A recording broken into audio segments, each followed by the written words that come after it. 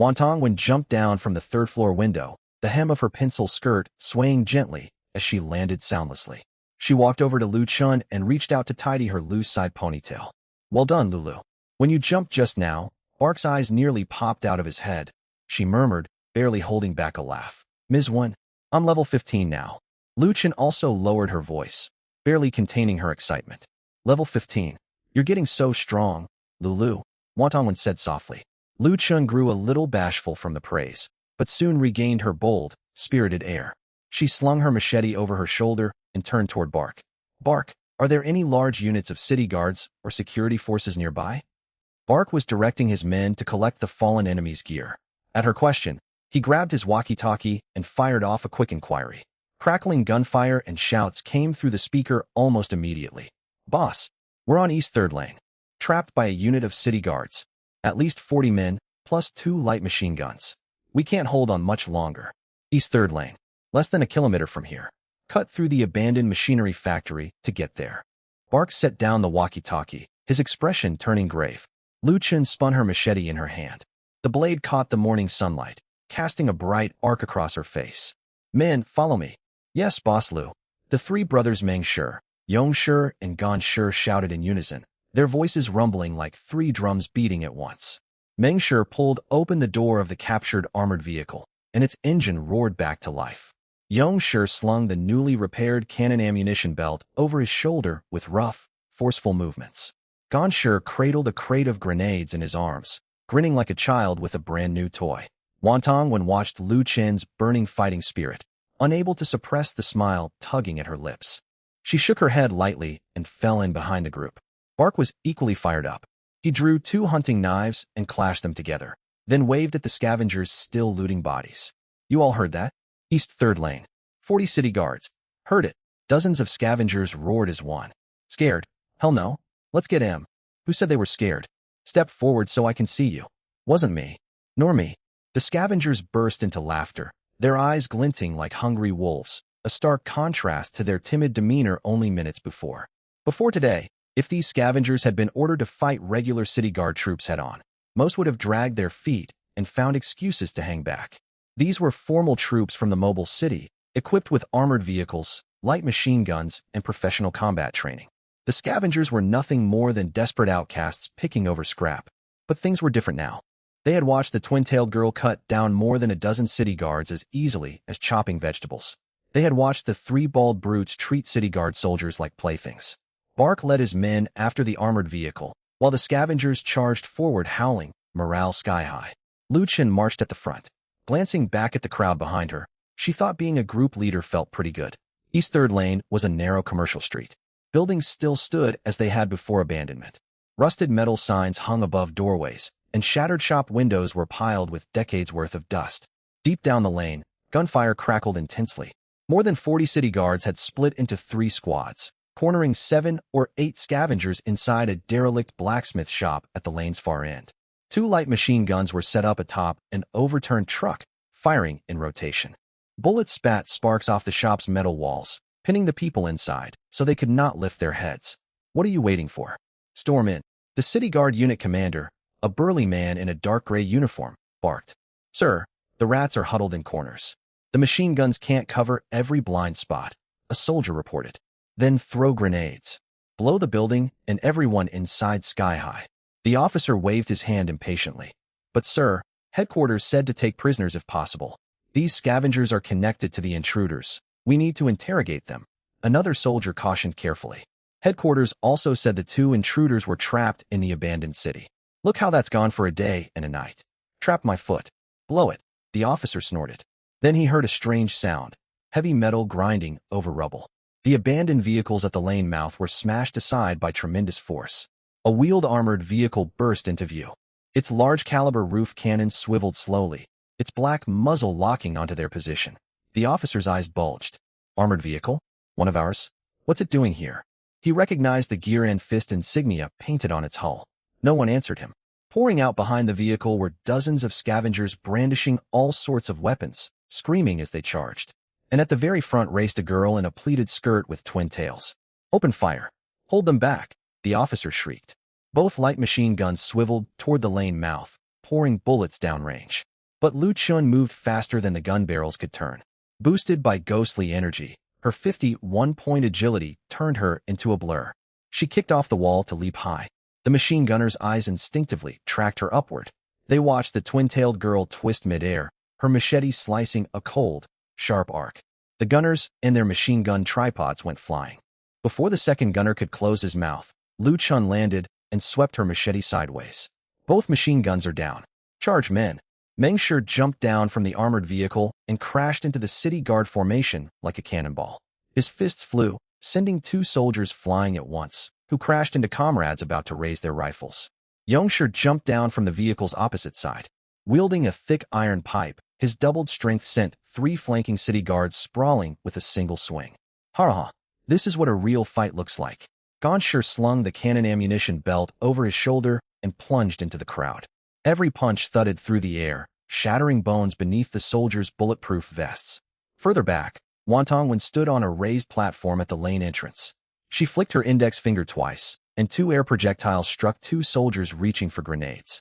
Grenades slipped from their limp fingers and detonated among their own ranks. Hold the line. Hold formation. The officer's voice cracked. He retreated while frantically calling for reinforcements over his communicator, which only spat harsh static. Bark led the main scavenger horde forward, swallowing the remaining city guards completely. These wilderness scrap-gatherers fought like starved wolves. Small groups surrounded isolated soldiers, striking down with hunting knives, iron pipes, even stones picked off the ground. The fight ended quickly. Lu Chun wiped blood from her machete on a fallen city guard's uniform and looked back. City guard bodies lay scattered across East 3rd Lane. Smoke and the metallic tang of blood hung thick in the air. Boss Lu, battle report. 43 city guards, all eliminated. Captured 2 light machine guns, 36 rifles, 3 crates of grenades, plus large quantities of ammunition. Bark wiped sweat from his face, his voice ringing with triumph. Not bad. Tell the men to loot fast. Take everything usable. Lu Chun nodded, feigning calm. Yes. Bark turned to relay the order. Seizing the lull, Lu Chun opened her status panel to process experience from the battle. Killed city guard soldier times 12. Experience gained. 20 times 12 is equal to 240 unprocessed. Process experience? Yes/no. Yes. Processing experience. Bond effect, critical experience transfer, activated. Current bond target favorability, 64. Critical multiplier range, 1 to 64. Random critical multiplier this roll, 40 times. Base experience, 240. Critical boosted experience, 9600. Experience split. Talent bearer, Lin Mu, receives, 4800. Bond target, Chun Lu receives, 4800. Player level up. LV.15 LV.16, level up reward. All attributes plus 3. LV.16 LV.17, level up reward. All attributes plus 3. LV.17 LV.18, level up reward. All attributes plus 3. Current level, LV.18, strength, 3847. Agility, 4049. Constitution, 3948. Spirit, 4049. 3 levels in a row. Lu Chun fought hard not to jump for joy. She cleared her throat and forced her grin down. Boss Lu, you look like you've stolen a bag of candy. Ganshi wandered over, his bald head bobbing in front of her. Stolen your big bald head. Lu Chun rapped her knuckles against his scalp. Ganshi clutched his head and chuckled. Wantongwen stepped down from the platform. Lu Chun hurried over and lowered her voice. Ms. 1, I'm level 18. Well done. Wantongwen smiled and nodded. She brought up her own panel to process her kills. Killed city guard soldier times 6. Experience gained. 20 times 6 is equal to 120 unprocessed. Process experience? Yes/no. Yes. Processing experience. Bond effect, critical experience transfer, activated. Current bond target favorability, 60. Critical multiplier range, 1 to 60. Random critical multiplier this roll, 45 times. Base experience, 120. Critical boosted experience, 5400. Experience split. Talent bearer, Lin Mu, receives, 2700. Bond target, when Wantong, receives, 2700. Player level up. LV.14 LV.15, level up reward. All attributes plus 3. LV.15 LV.16, level up reward. All attributes plus 3. Current level, LV.16, strength, 3541. Agility, 3743.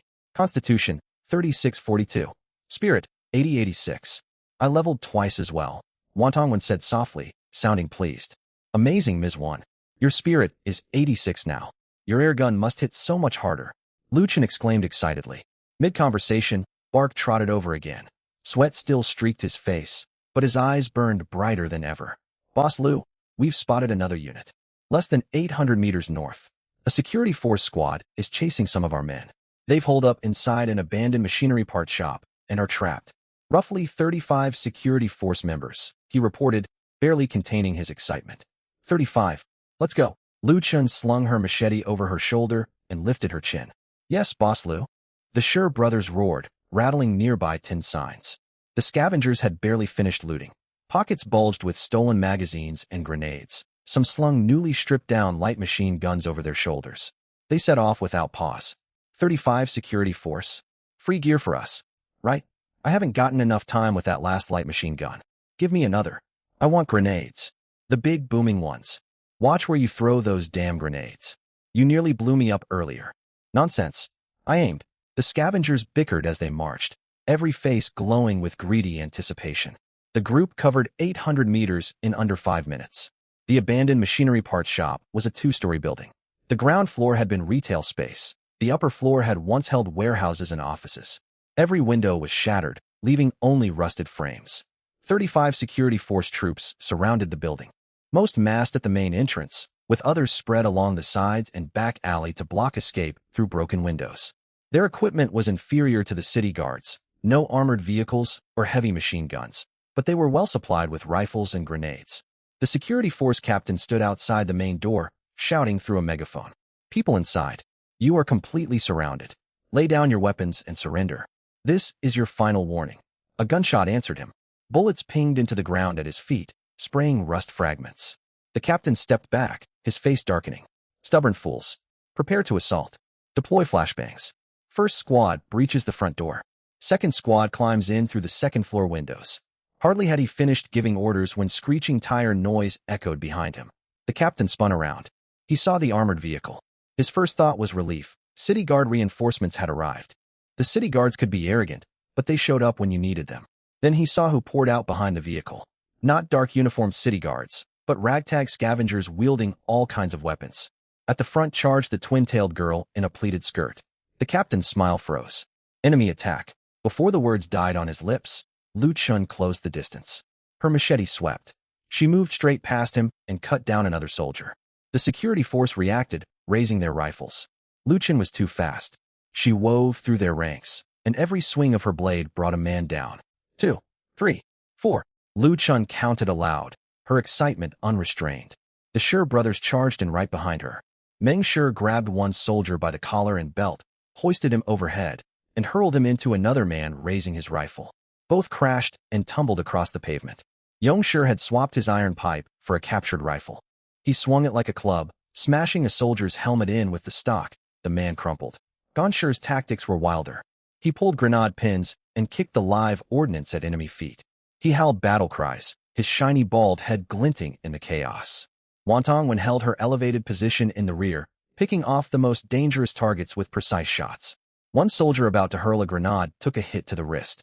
The grenade dropped and detonated under his own feet.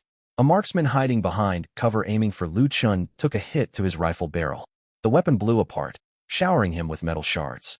Behind you, Lulu. Wantongwen's voice cut clearly through the din. Without turning her head, Lu Chun sliced backward and cut down the soldier sneaking up on her. Thanks, Ms. 1, she shouted back. She ducked under a rifle but swung at her, then sliced at the attacker's knee. The man screamed and dropped to the ground. Lu Chun knocked him unconscious with the flat of her blade and kept counting. 6. Bark led the rest of the scavengers forward. Now experienced from the earlier fight, they swarmed scattered security force members, beating them down in small groups. The street belonged entirely to the scavengers. This fight ended even faster. Lu Chun stood in the street's center, machete tip touching the ground. Blood stained her pleated skirt, and her twin tails streamed behind her. Boss Lu, all 35 security force troops eliminated. Bark ran over to report. He barely even sweated now, already accustomed to these lopsided victories. Lu Chun opened her panel once more to process kills. Killed security force member times 11. Experience gained. 20 times 11 is equal to 240 unprocessed. Process experience? Yes/no. Yes. Processing experience. Bond effect, critical experience transfer, activated. Current bond target favorability, 64. Critical multiplier range, 1 to 64. Random critical multiplier this roll, 30 times. Base experience, 240. Critical boosted experience, 7,200. Experience split. Talent bearer, Lin Mu, receives, 3,600. Bond target, Chen Lu, receives, 3,600. Player level up. LV.18 LV.19. Level up reward. All attributes plus 3. LV.19 LV.20. Level up reward. All attributes plus 3. Current level. LV.20. Strength. 4753. Agility. 4955. Constitution. 4854. Spirit. 4955. 2 more levels. I really am awesome. I have to brag to Senior Lin later. Wantong when processed her own kills. Killed security force member times 5. Experience gained. 20 times 5 is equal to 100 unprocessed. Processing experience. Bond effect, critical experience transfer, activated. Current bond target favorability, 60. Critical multiplier range, 1 to 60. Random critical multiplier this roll, 50 times. Base experience, 100. Critical, boosted experience, 5,000. Experience split. Talent bearer, Lin Mu, receives, 2,500. Bond target, when Wantong, receives, 2,500. Player level up. LV.16 LV.17. Level, up reward. All attributes plus 3 to LV.17 LV.18. Level, up reward. All attributes plus 3. Current level, LV.18. Strength, 4147. Agility, 4349. Constitution, 4248. Spirit, 8692. Ms. 1, how many levels did you gain? I leveled 3 times, Lu Chen whispered. 2, Wantongwen replied. Though she was also elated, she was far more composed than Chen Lu. As the two were whispering among themselves, Bok's expression suddenly changed. He pressed a hand to the walkie-talkie at his ear, his brows drawing tighter and tighter, as if verifying some unbelievable news. What did you say? A monster? What monster? He asked in a low voice into the device, yet tension seeped through his gritted teeth. The voice on the other end crackled, interspersed with explosions and cries of agony. Boss, there's a monster. He's killing people. He slaughters everyone he sees. Our men and the city guard alike. Crimson light, one swing shatters entire walls. The boys can't hold him back at all. Bok's face drained of all color in an instant. Where are you? Pull back at once. Do not engage him head on. He nearly roared into the walkie-talkie. We can't retreat. He's too fast, boss. He dashed. The transmission cut off abruptly, leaving only harsh static. Bok's hand holding the walkie-talkie trembled slightly. He lifted his gaze toward Chen Lu, only to find the twin-tailed girl wearing an unexpectedly calm expression.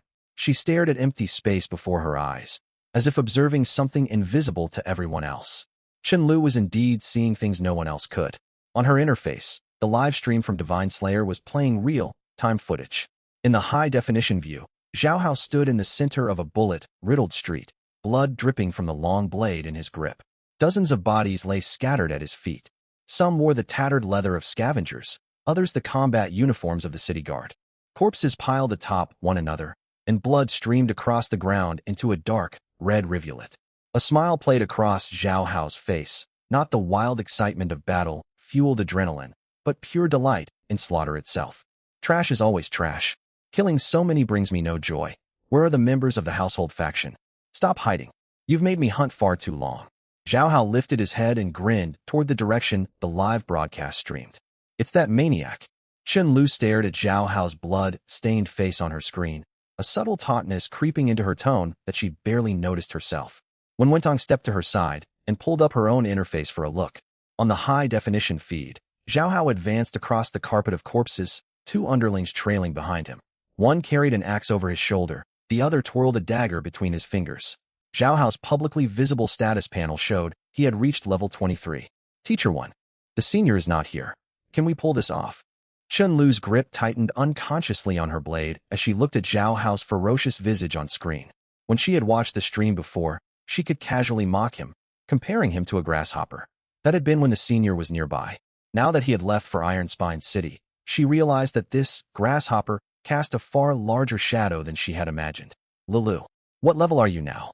When Wentong's voice stayed gentle, just as it would be when calling on a student in class. Level 20, Lu replied automatically.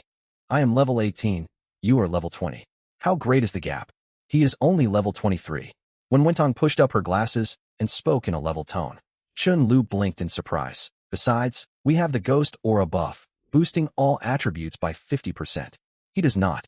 Your strength sits at 53 points. With ghost aura active, it climbs to nearly 80. Do you truly believe you cannot stand against him? When Wentong went on, Lu blinked again, and light returned bright in her large eyes. Right.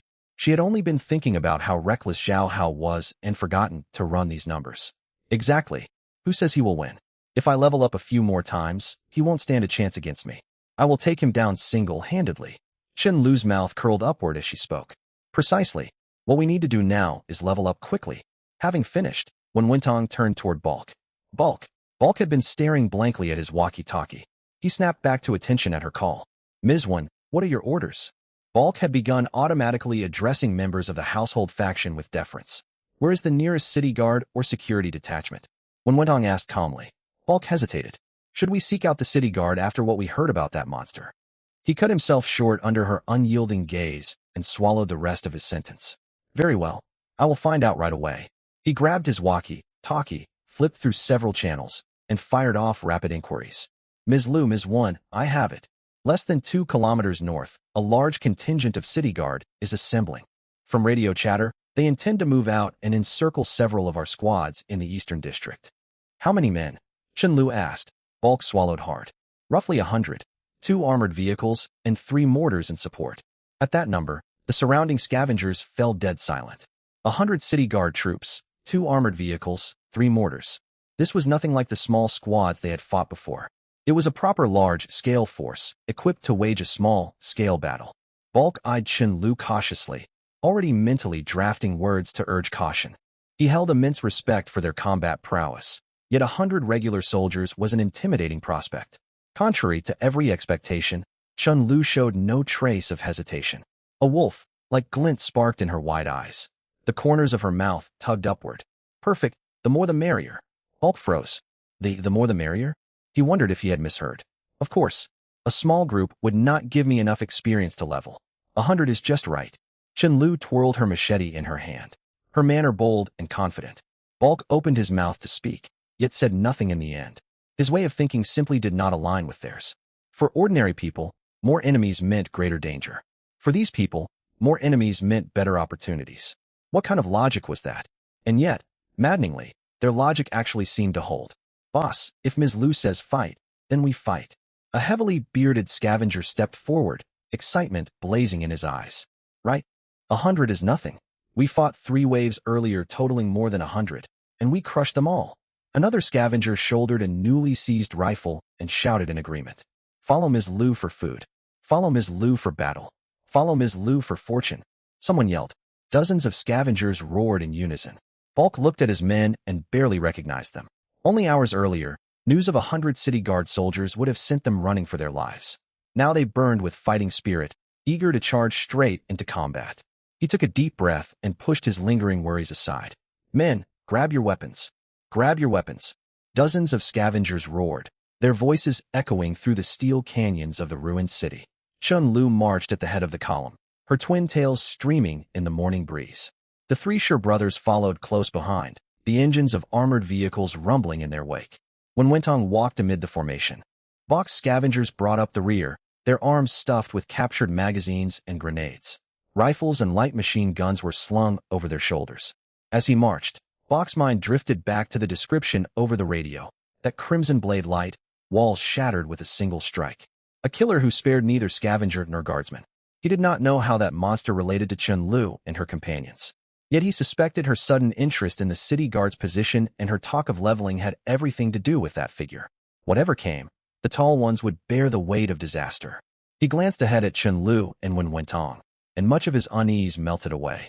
2 kilometers was not far, and the column soon neared its target. Tall factories and warehouses lined the broad main road, steel frames casting huge shadows beneath sunlight. At the end of the street lay an open expanse where the city guard gathered. 2 armored vehicles sat at the front, three mortars positioned directly behind them. A tall officer in a dark, gray uniform stood atop one armored vehicle and raised a megaphone for his final pre-battle address. All squads, attention. Our mission is to eliminate all hostile forces within the Eastern District. Intelligence puts the intruders and their allies at 50 to 80. Armed with light weapons and lacking heavy fire support, we will seal off 3 major thoroughfares in the Eastern District, compress the enemy into the abandoned machinery plant zone, and annihilate them with overwhelming force. He paused and swept his gaze across the assembled troops. Complete this mission, and all receive commendations. Let a single foe escape, and you will face military justice. Yes, sir. More than 100 soldiers answered in unison. Satisfied, the officer prepared to climb down from the vehicle roof when he spotted an odd speck at the far end of the street. The speck grew larger rapidly, not growing, drawing near at terrifying speed. What is that? The officer squinted. He made it out. An armored vehicle. It bore Ironspine City's gear and fist emblem, crudely crossed out with white paint. Enemy assault. The words had barely left his lips when the vehicle's autocannon opened fire. The deafening boom of heavy, caliber ordnance tore through the street. The first shell slammed straight into the side armor of one city guard vehicle. A hole the size of a wash basin was blown in its military-grade steel plating, and the crew inside were thrown about by the blast wave. Return fire. Return fire, the officer screamed hoarsely. The city guard reacted fast. Trained troops scattered quickly, taking cover behind armored vehicles and sandbags to return fire. Autocannons on both city guard vehicles swiveled, pouring a hail of bullets toward the renegade armored car. The 3 mortars adjusted their angles, preparing for indirect bombardment. Yet while every eye was fixed on the threat out front, figures burst forth from an abandoned factory to the flank. At the forefront charged a girl in a pleated skirt with twin tails. She moved at inhuman speed. She cut into the left flank of the guard formation before soldiers could register her presence. With Ghost Aura boosting her agility to 82.5 points, Chen Lu wove among the soldiers. Every swing of her machete brought a scream and a falling body. 1, 2, 3, 4, 5. She cut down guardsman after guardsman, counting aloud as she fought. The 3 Shi brothers struck from the opposite side. Shi Ming fought like a living battering ram. He seized one soldier by the uniform, swung him bodily, and clubbed down multiple foes at once. Shi Yong wielded his newly obtained steel pipe.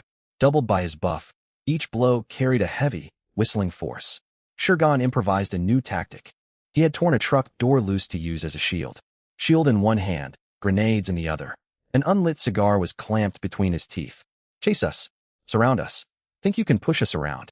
He shouted insults with every grenade he hurled, his bald head glinting amid bursts of flame. When Wentong held position on an elevated vantage point in the rear, she had not even activated Ghost Aura. Her air bullet, empowered by 92 points of spirit, could pierce armored vehicle side plating. With each outstretched fingertip, a heavy weapons operator aiming downrange crumpled to the ground. Mortar on the left flank. Lulu, that left side mortar is locking onto you. When Wentong's warning came over Chen Lu's headset, Chen Lu dispatched the soldier blocking her path and glanced left. 2 artillerymen scrambled to adjust the mortar, its tube now aimed straight at her. Thanks, Teacher One. Chen Lu pushed off the ground and launched herself forward like a cannonball. The 2 artillerymen barely caught a blur before the twin-tailed girl flashed past them. A diagonal line of blood spread across their chests. They collapsed. Chen Lu's machete cleaved clean through the mortar barrel. The upper section clattered across the pavement. 8, 9, 10. She kept counting and sprinted toward the next group of soldiers. From atop his armored vehicle, the officer watched his formation crumple under overwhelming assault. His complexion shifted from livid to deathly pale. He grabbed his communicator and screamed for reinforcements, yet the channels were filled with screams and cries for help. No coherent reply came through. Hold the line. Maintain formation. Second squad, flank right. Third squad, provide covering fire. He barked mechanical orders. His voice trembled despite himself. Then he heard a strange sound above him, something plummeting at high velocity. He looked up and saw the soles of a pair of boots. Shirgan had climbed onto the roof of a nearby derelict factory and leaped down, crashing full force onto the officer. The roof metal of the armored vehicle buckled inward beneath their combined weight. Caught a high-value target. Shirgan clambered out of the dent, grabbed the officer by the collar, and punched him square across the face. The officer's head lolled, and he slumped unconscious. The battle lasted less than 10 minutes. When the last resisting guardsman was slammed to the ground by Shi Ming and could rise no more, not a single city guard soldier remained standing across the clearing. More than 100 troops, 2 armored vehicles, 3 mortars, all destroyed. Bodies littered the open ground. Smoke and the metallic tang of blood hung thick in the air. Captured weapons and ammunition formed towering piles. Scavengers cheered as they tallied their spoils. Bulk stood in the middle of the clearing, stared at the fallen guardsmen, then glanced down at his hunting knife, barely stained. Everything felt surreal. He had barely fought at all, not for lack of trying. By the time he led his men forward, the city guard formation had already been shattered. All that remained were demoralized stragglers. His scavengers had done little more than mop up after the main fight. Ms. Liu. Battle report. Nearly 100 city guard soldiers. Total annihilation. 2 armored vehicles captured. 1 heavily damaged. 1 fully operational. 2 functional mortars left. 40. 2 shells. 9 light machine guns. 80. 7 rifles. 12 crates of grenades. Endless ammunition. His voice rose higher until he was practically shouting. Boys, we've struck it rich today. A deafening cheer erupted from the scavengers. Some jumped atop the captured armored vehicles. Others waved seized rifles overhead. Still others spun in circles clutching crates brimming with ammo. Chen Lu stood amid the cheering crowd. She wiped blood from her machete across a fallen guardsman's uniform and slung the weapon back over her shoulder. She maintained her cool, commanding composure, yet the bright glint in her eyes betrayed her excitement. Secretly, she pulled up her status panel. City Guard soldier, slain times 32. Experience gained. 20 times 32 is equal to 640 unsettled. Settle experience points? Yes/no yes. Settling experience.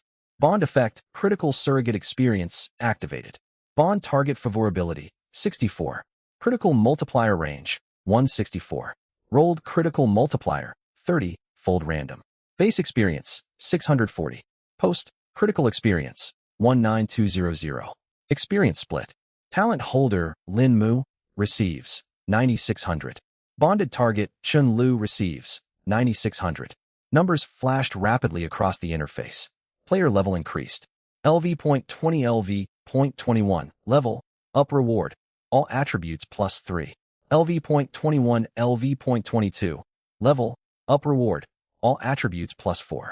LV.22 LV.23. Level. Up reward. All attributes +4. Current level. LV.23. Strength. 5364. Agility. 5566. Constitution. 5465. Spirit. 5566. Level 23. 3 levels in one go. Chen Lu fought hard to keep herself from leaping for joy. She took a deep breath and stole a glance at Wen Wentong beside her. Wen Wentong had just finished settling her own combat gains. She alone had taken out 12 heavy weapons operators and 2 mortar commanders. Combined with earlier scattered experience, she had also gained 2 levels. Player level increased. LV.18 LV.19. Level. Up reward. All attributes +3. LV.19 LV.20. Level. Up reward. All attributes +3. Current level. LV.20. Strength. 4753. Agility. 4955. Constitution. 4854. Spirit. 9298. Their eyes met, and each saw the same thought in the other's gaze. Chen Lu was now level 23. Wen Wentong boasted 98 spirit points. With Ghost Aura boosting all attributes, their combat strength fully matched Zhao Hao. Chen Lu closed her panel and turned to speak to the 3 Shi brothers, only to spot 3 familiar figures emerging from shadow at the far end of the street. Figures she knew well from the live broadcasts. Lu Jia, what's wrong? Shi Gan asked in confusion, not noticing anything yet. Someone's coming. Chen Lu's expression turned serious. Everyone followed her gaze. 3 figures were slowly walking toward them. At the front was a young man clutching a blood-dripping long blade, a deeply unsettling smile playing across his face. Behind him trailed 2 followers, a man and a woman. The man carried an axe over his shoulder, while the woman twirled a short dagger between her fingers. Zhao Hao. He halted less than 30 meters from Chun Lu's group. His eyes swept over the bodies of city guards scattered across the ground before settling on Chen Lu. So you're the Family Guild crew? Oh, and the All-Villains Guild too. He bared his teeth in a grin. The moment Zhao Hao appeared, the chat feed on the Godslayer Guild's livestream exploded. Countless watching players finally got their first close-up look at the Family Guild members through Godslayer Guild's high-definition feed. Yet every face belonging to Family Guild and all Villain's guild was covered by heavy system-generated mosaics, making their features completely unrecognizable. Whoa, mosaics. Why are there mosaics? New here? Family Guild opted out of close-up high-definition streaming, so the system automatically blurs them. Same thing happened with Holy Light Guild before. Ugh, just from their builds you can tell those two must be beautiful women. Why can't we see their faces? I want to see too. Word is Su Qingli is with Family Guild. Which one do you think she is? Su Qingli wouldn't be in Family Guild. That's just baseless gossip. Don't get your hopes up. True. Even with the blur, you can make out one girl wears glasses and another has twin tail hair. Su Qingli doesn't wear glasses and would never sport twin tails. But there's another woman. She flashed by in an earlier stream, dressed in ancient-style robes. Ancient-style clothes don't prove it's Su Qingli. Lots of people wear traditional outfits. Quit arguing. Forget whether it's Su Qingli or not. The real deal is Zhao Hao is clashing with Family Guild. The fight's finally starting. Let them fight. I've been waiting for this moment forever. Place your bets. I'm betting on Zhao Hao. A level 23A ranked talent user can't lose. I'm also backing Zhao Hao. Family Guild hides their faces. They must be cowards. Hey, hiding faces doesn't equal cowardice. They just prefer to keep a low profile. Low profile? Cornered by Zhao Hao and still playing low profile? Sounds like plain fear to me. Messages flooded the screen as Chun-Lu locked eyes with Zhao Hao on sight. Zhao Hao's gaze drifted over Chun-Lu and Wen Wentong, then fell on the three Shi brothers and the ragtag scavengers behind them. His brows drew together. That's all of you? Only two women from Family Guild. Disappointment laced Zhao Hao's voice, mixed with irritation at being let down. He had traveled far hoping for a proper showdown against Family Guild. Instead, all he found were two women leading a disorderly mob. What about us being women? Taking down trash like you wouldn't even need both of us. Chun-Lu slung her machete over one shoulder and looked at Zhao Hao with open disdain. The magenta-haired woman behind Zhao Hao's expression darkened. She spun her short dagger across her fingertips. You've got quite the sharp tongue, girl. Let's see how snappy you stay once our boss cuts you down. Who asked you? I'm talking to your leader. Pets ought to stay quiet. Chun-Lu never even glanced her way, keeping her eyes fixed firmly on Zhao Hao. The magenta-haired woman flushed bright red. Her knuckles whitened around her dagger. But the axe-wielding man beside her clamped a hand on her shoulder to hold her back. Zhao Hao narrowed his eyes. A dangerous cold smile spread across his already menacing face. Interesting. I've killed many people, but never anyone with such a loose mouth. You'll be the first and the last. You're in for a surprise today. My sharp tongue pairs nicely with my blade work. Double trouble, all for you. Chun-Lu planted one hand on her hip. You're asking for death. Zhao Hao's face turned dark. I don't know about asking for death. But if your stats are all you've got going for you, you'll be the one dying. Oh right, your talent that doubles experience points. Think you're something special with that A-rank talent? But have you ever wondered why the system ranks you second and us first? Chun-Lu's smile brightened. Because to us, you are nothing. Fine. Zhao Hao laughed out of rage and tightened his grip on his long blade. You want to die? I'll grant you that wish. The words had barely left his mouth when Zhao Hao charged forward. He moved blazingly fast, 65 points of agility unleashed, leaving blurred afterimages across the street. Cold glint bounced off his blade, and the edge split the air with a shrill whistle. The livestream chat erupted. Here he comes. Zhao Hao's attacking. That strike is so fast my screen can barely keep up. Why isn't the twin-tail girl moving? Is she frozen with fear? Oh no. Family Guild is getting one shot. Yet the instant Zhao Hao's blade was about to land, Chun-Lu moved. Ghost aura activated. Cold, eerie power surged through her body. Her strength of 64 shot up to 96. An agility of 66 rocketed to 99. Instead of dodging, she gripped her machete with both hands and met Zhao Hao's blade head on with a fierce overhead swing. Clang. Metal crashed against metal with a piercing ring. Nearby scavengers instinctively clapped their hands over their ears. Then everyone witnessed something unbelievable. The force of that single blow sent Zhao Hao flying backward. His boots tore two deep gouges into the pavement as he skidded dozens of steps before he finally scraped to a halt. His long blade trembled violently in his grasp. Chun-Lu had not moved an inch. She still held her striking pose, machete angled toward the ground. The gust from their collision ruffled the hem of her pleated skirt. Even Chun-Lu herself looked slightly stunned. She glanced down at her machete, then at Zhao Hao who had been sent flying, and blinked. Was my strike really that powerful? It clicked for her a moment later. Zhao Hao was level 23 with only 66 strength. Boosted by Ghost Aura, Her strength hit 96, a full 30 points higher. Knocking him backward with one blow made perfect sense. Realization settled over her, and her lips curved upward again. Whoa, whoa, whoa. Did my eyes deceive me? Zhao Hao got knocked flying by one hit. Impossible. Absolutely impossible. How does Zhao Hao with 66 strength get sent flying like that? Just how high is that twin, tail girl strength stat? That's absurd. It's not just strength. Look at her speed. She reacted after Zhao Hao charged yet still matched him. Her agility must tower far above his. I get it now. This is why Family Guild holds first place. Who was saying Family Guild hid their faces out of cowardice? Come out and eat your words. Zhao Hao's two followers gaped as if staring at a ghost. This can't be. The axe-wielding man's voice shook. Our boss got knocked flying by a young girl? That can't happen. The magenta-haired woman muttered in disbelief.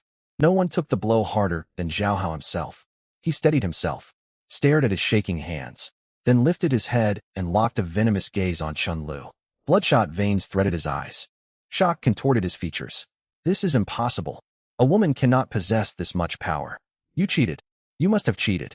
His voice rose until he was practically roaring. His two followers flinched and stepped back half a pace from his outburst. The livestream chat showed him no mercy. Cheated? Haha, that's hilarious. How do you even cheat in this train game? Go ahead and try it. Zhao Hao can't handle losing. He loves cutting others down, but cries foul the second he takes damage. His tough guy persona is shattered. Where's the feared, ruthless powerhouse? Throwing a fit after one hit. Total loss of dignity. I've never liked Zhao Hao's constant posturing in streams. Finally, someone puts him in his place. Go Family Guild. Take Zhao Hao down. Chun Lu propped her machete over her shoulder and tilted her head at him. That's all you've got? So weak. I expected you to last more than one strike. This is boring. She sighed dramatically, feigning disappointment. Want to try again? I could fight with my left hand. Wait, I'm not great with a blade in my left. How about I handicap myself with one arm behind my back? Or both. It won't make much difference against someone of your caliber anyway. Die. Completely enraged, Zhao Hao charged once more like a feral beast. This time he unleashed his skill. Blood Moon Slash. A crimson blade aura burst from his long sword, solidifying into an arcing scarlet energy slash. B. Rank skill, Blood Moon Slash. Consumes mental power to conjure a blood-red blade aura with a 3-meter strike radius. Thick bloodlust clung to the aura. It ripped deep gashes across rust-stained ground where it passed. Perish, Zhao Hao roared, hurling the crimson slash straight toward Chun Lu. But right before the aura connected, Chun Lu vanished from her spot. 99 points of agility under Ghost Aura pushed her speed to its absolute limit. The blood-red slash hit nothing but empty air. It carved a 3-meter-long crack across the metal floor, sending iron shards and gravel spraying everywhere. Chun Lu was already long gone. Too slow. Chun Lu's voice came from Zhao Hao's flank. Zhao Hao spun and swept his blade. Chun Lu pushed lightly off the ground and leaped backward. The crimson aura grazed the hem of her pleated skirt without touching a single thread of fabric. Still too slow. Chun Lu reappeared behind him. Zhao Hao whirled and struck again, only to slice through thin air every single time. Chun Lu wove nimbly between his blood-red slashes, light as a butterfly. She even found breath to taunt him. Your Blood Moon Slash only covers 3 meters. What good is 3 meters? Swatting mosquitoes. Actually, it might not even work on mosquitoes.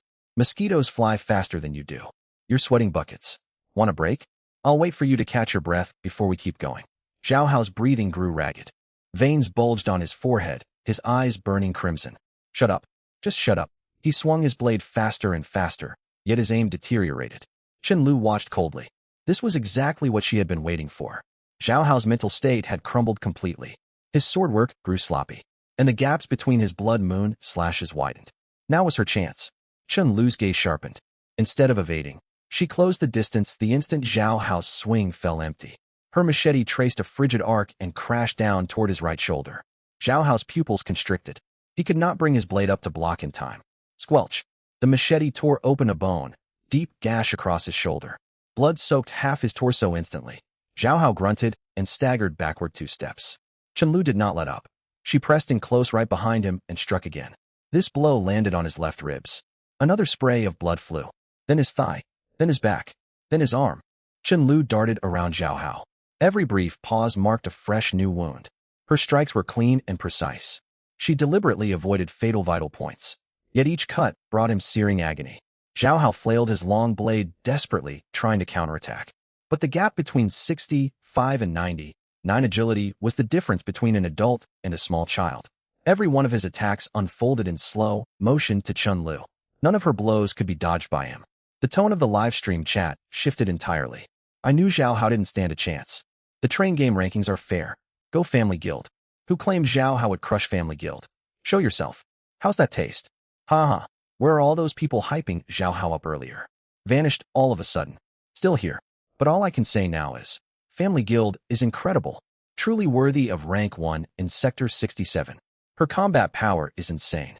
Remember all those big threats Zhao Hao shouted at the start? Total comedy in hindsight. Godslayer Guild. A. Rank experience. Boost talent. Sector 67 strongest. Wait for Family Guild to bow their heads, quit rubbing it in. He's about to collapse. You folks are ruthless, and I love it. Zhao Hao. I'm an A. Rank talent user. Can I get a shred of respect? Chat, no? Seriously, who is this twin tail fighter? Is she Family Guild's leader? I'm impressed. No idea who she is, but she's clearly formidable. Shame about the mosaics hiding her face.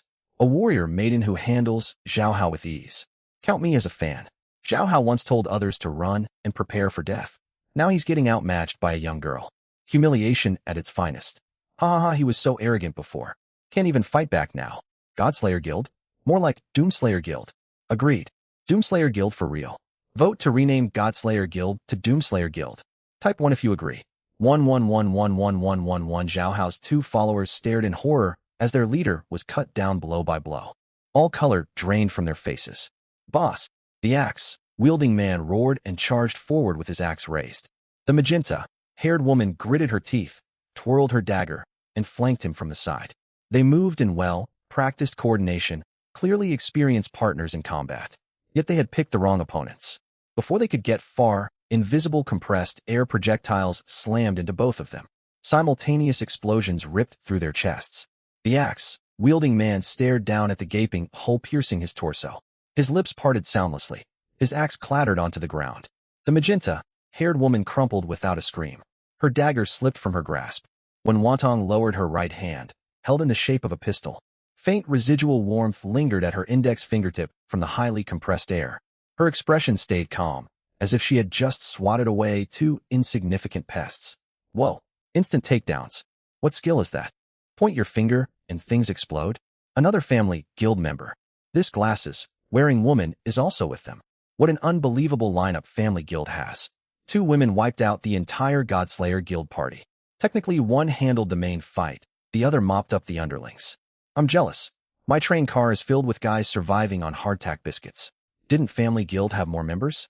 A man and another woman haven't shown themselves yet. Right. There was a flash of someone in ancient-style robes in earlier footage. Now I'm convinced Su Qingli really is part of Family Guild. +1. Ancient-style robes and cool composure. Who else could it be but Su Qingli? Messages flooded the screen as Zhao Hao sank to his knees. His long blade stuck upright in the ground before him. He clung tightly to the hilt just to keep from collapsing fully.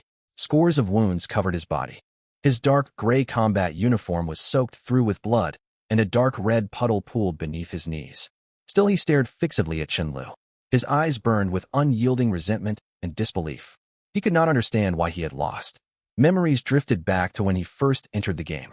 Back then he had been just an ordinary office worker who got lucky and drew an A-rank talent. While others struggled tooth and nail to level up, 1 kill earned him twice the progress of regular players. His stats outpaced every other player around him. He had believed he was the chosen protagonist of this world. He reveled in overpowering others, in the thrill of life, and death control over other people. He saw no need for teammates, alliances, or outside help. He thought he was enough all on his own. He even named his train car Godslayer Guild. Godslayer, to slay even the gods. Now he knelt, broken and bleeding, barely able to stand. The girl who brought him low looked hardly older than a teenager with twin-tail hair. All those fantasies of being fate's favorite were nothing but illusions. There would always be people luckier and far more powerful than him. Chun Lu stepped before him and looked down. Blood dripped off the tip of her machete, mixing with the pools of Zhao Hao's blood on the ground. Any last words? Zhao Hao said nothing. He only glared at her. Hatred blazed in his bloodshot eyes, but underneath it lay fear he refused to acknowledge. Chun Lu waited a short moment, then let out a cold laugh. Nothing? Then farewell. Her machete swept downward. Zhao Hao crumpled to the ground. His eyes stayed open, reflecting the sky of the derelict city sliced apart by steel support beams. Behind her, the three Shi brothers erupted into thunderous cheers. Lu Jie is awesome. Lu Jie is absolutely incredible. Shi Ming was so excited his whole frame shook, pumping his thick muscular arms high as if celebrating a grand festival. She took down the whole Godslayer Guild party single-handed. That's the rank, 2 Godslayer Guild. You're my idol, Lu Jie. Shi Yang's booming voice made the metal walls of the abandoned factory rattle. Lu Jie, Lu Jie, Lu Jie. Shi Gan hopped up and down, his bald head glinting in sunlight, chanting her name rhythmically like an overjoyed fan at a concert. On the live stream, the chat feed was completely overtaken by cries of Lu Jie. Lu Jie is awesome. So this twin-tail warrior is called Lu Jie. Lu Jie, Lu Jie, Lu Jie. I'm Lu Jie's fan from today onward. Get real. Lu Jie is Family Guild's member. You don't stand a chance. Don't care. All hail Lu Jie. Chen Lu ignored the cheers behind her and the frantic barrage of live stream comments. She crouched down and began rummaging through Zhao Hao's body. Soon, her fingers brushed against 2 hard objects at his waist. She pulled them out, 2 plain crystals.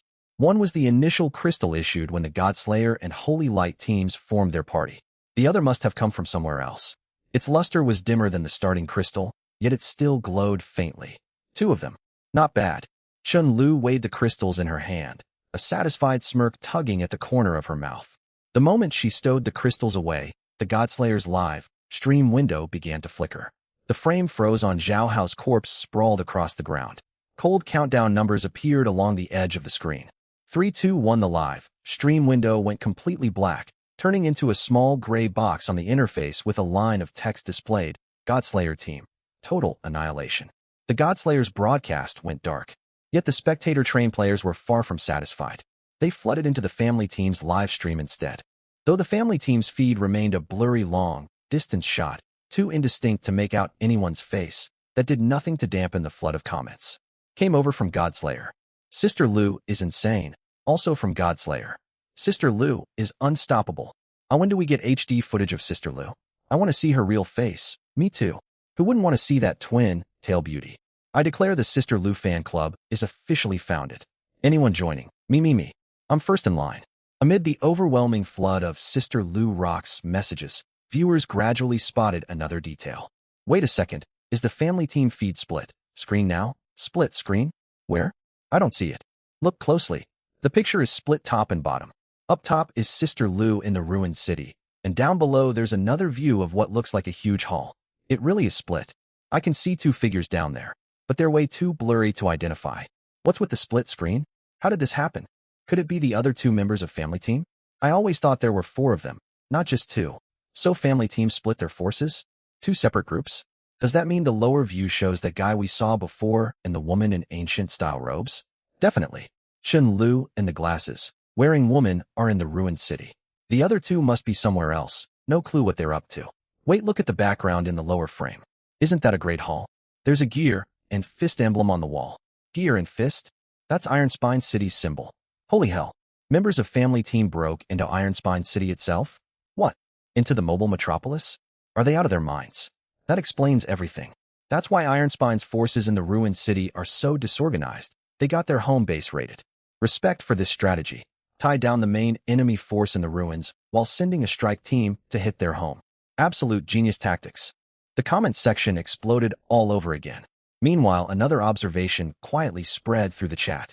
Has anyone else noticed the backgrounds for Whispering Wind and Phoenix Team streams match family team's feed? I noticed that too. And Whispering Wind and Phoenix Team are practically right beside Sister Lu's group. They've been watching this whole time, from when Zhao Hao showed up until now. What's their angle? Waiting for others to wear each other down so they can swoop in for the spoils? Are they planning to ambush Sister Lu? Probably not. Sister Lu just wiped out the entire Godslayer unit. Anyone with sense wouldn't pick a fight with her. No consensus formed among the chat spectators. Back on site in the ruined city, Chen Lu had barely stored the 2 plain crystals in her backpack when Wantong's voice rang out from not far away. Members of Whispering Wind and Phoenix Team, you can come out now. Her tone stayed gentle and composed, as if inviting late students into a classroom. But the direction her gaze was fixed on put every person present on edge. The Shi brothers instantly assumed combat stances. Shi Ming tightened his grip on the rifle looted from city guards. Shi Yong slung an iron pipe over his shoulder. Shi Gan removed his cigar from his mouth, his bald head snapping alertly toward that direction. Balk and the scavengers held their breath, raising their weapons in unison. They had witnessed the one-sided slaughter just moments before. Whoever merited such a tone from Chun Lu's group was no ordinary foe. A stretch of silence passed. Then figures stepped out one after another from the shadows of an abandoned factory building. At the front walked a young woman with long red hair, roughly Su Qingli's age. Two katana, style blades, one long and one short, hung at her waist. Their scabbards were scored with countless scratches, clearly functional weapons, not mere ornaments. 8 others followed behind her, 6 men and 2 women. Every one bore marks of combat. Some wore bandages, others sported clothes stained with half-dried blood. Yet all carried the steady resolve of people who had survived countless life or death fights. 2 squads, Whispering Wind and Phoenix team, 9 people in total, fully assembled. The red-haired girl halted roughly 10 meters away from Chun Lu and Wen Wantong. Her teammates stopped neatly behind her. Everyone clearly took their orders from her. The red-haired woman's gaze lingered briefly on Zhao Hao's corpse, shifted to Chun Lu, then settled on Wen Wantong. Yi Hongying, captain of Whispering Wind. We are not here to pick a fight. Her voice was calm. Chun Lu sized Yi Hongying up. Her eyes lingered on the paired blades at the woman's waist before sweeping across the 8 alert team members behind her. Not here for trouble? Then why hide and watch for so long? Here to observe and learn. Chun Lu tilted her head, her twin tails swaying with emotion. Members of family team. Would you be interested in an alliance? Yi Hongying said. An alliance? Chun Lu looked confused. Family team is hunted by Iron Spine City. We are hunted by Black Sand City. Our situations are fundamentally identical. I trust you have experienced how this world treats trained players. Yi Hongying explained in a level tone. It's way more than unfriendly. They're dead, set on killing us. Ever since we landed, they've chased us like maniacs, armored vehicles, hover transports, mechanical war, legs. You'd think we desecrated their ancestors' graves. Chun Lu slammed her machete against the ground and curled her lip, which is why our positions align. Common enemies, shared predicament. Under these circumstances, cooperation is the most logical choice. Yi Hongying nodded. What exactly does this alliance entail? When Wantong stepped forward, her voice remained soft, yet her eyes behind the glasses held sharp scrutiny. Jointly resist the suppression operations launched by the 2 mobile cities within the ruined zone.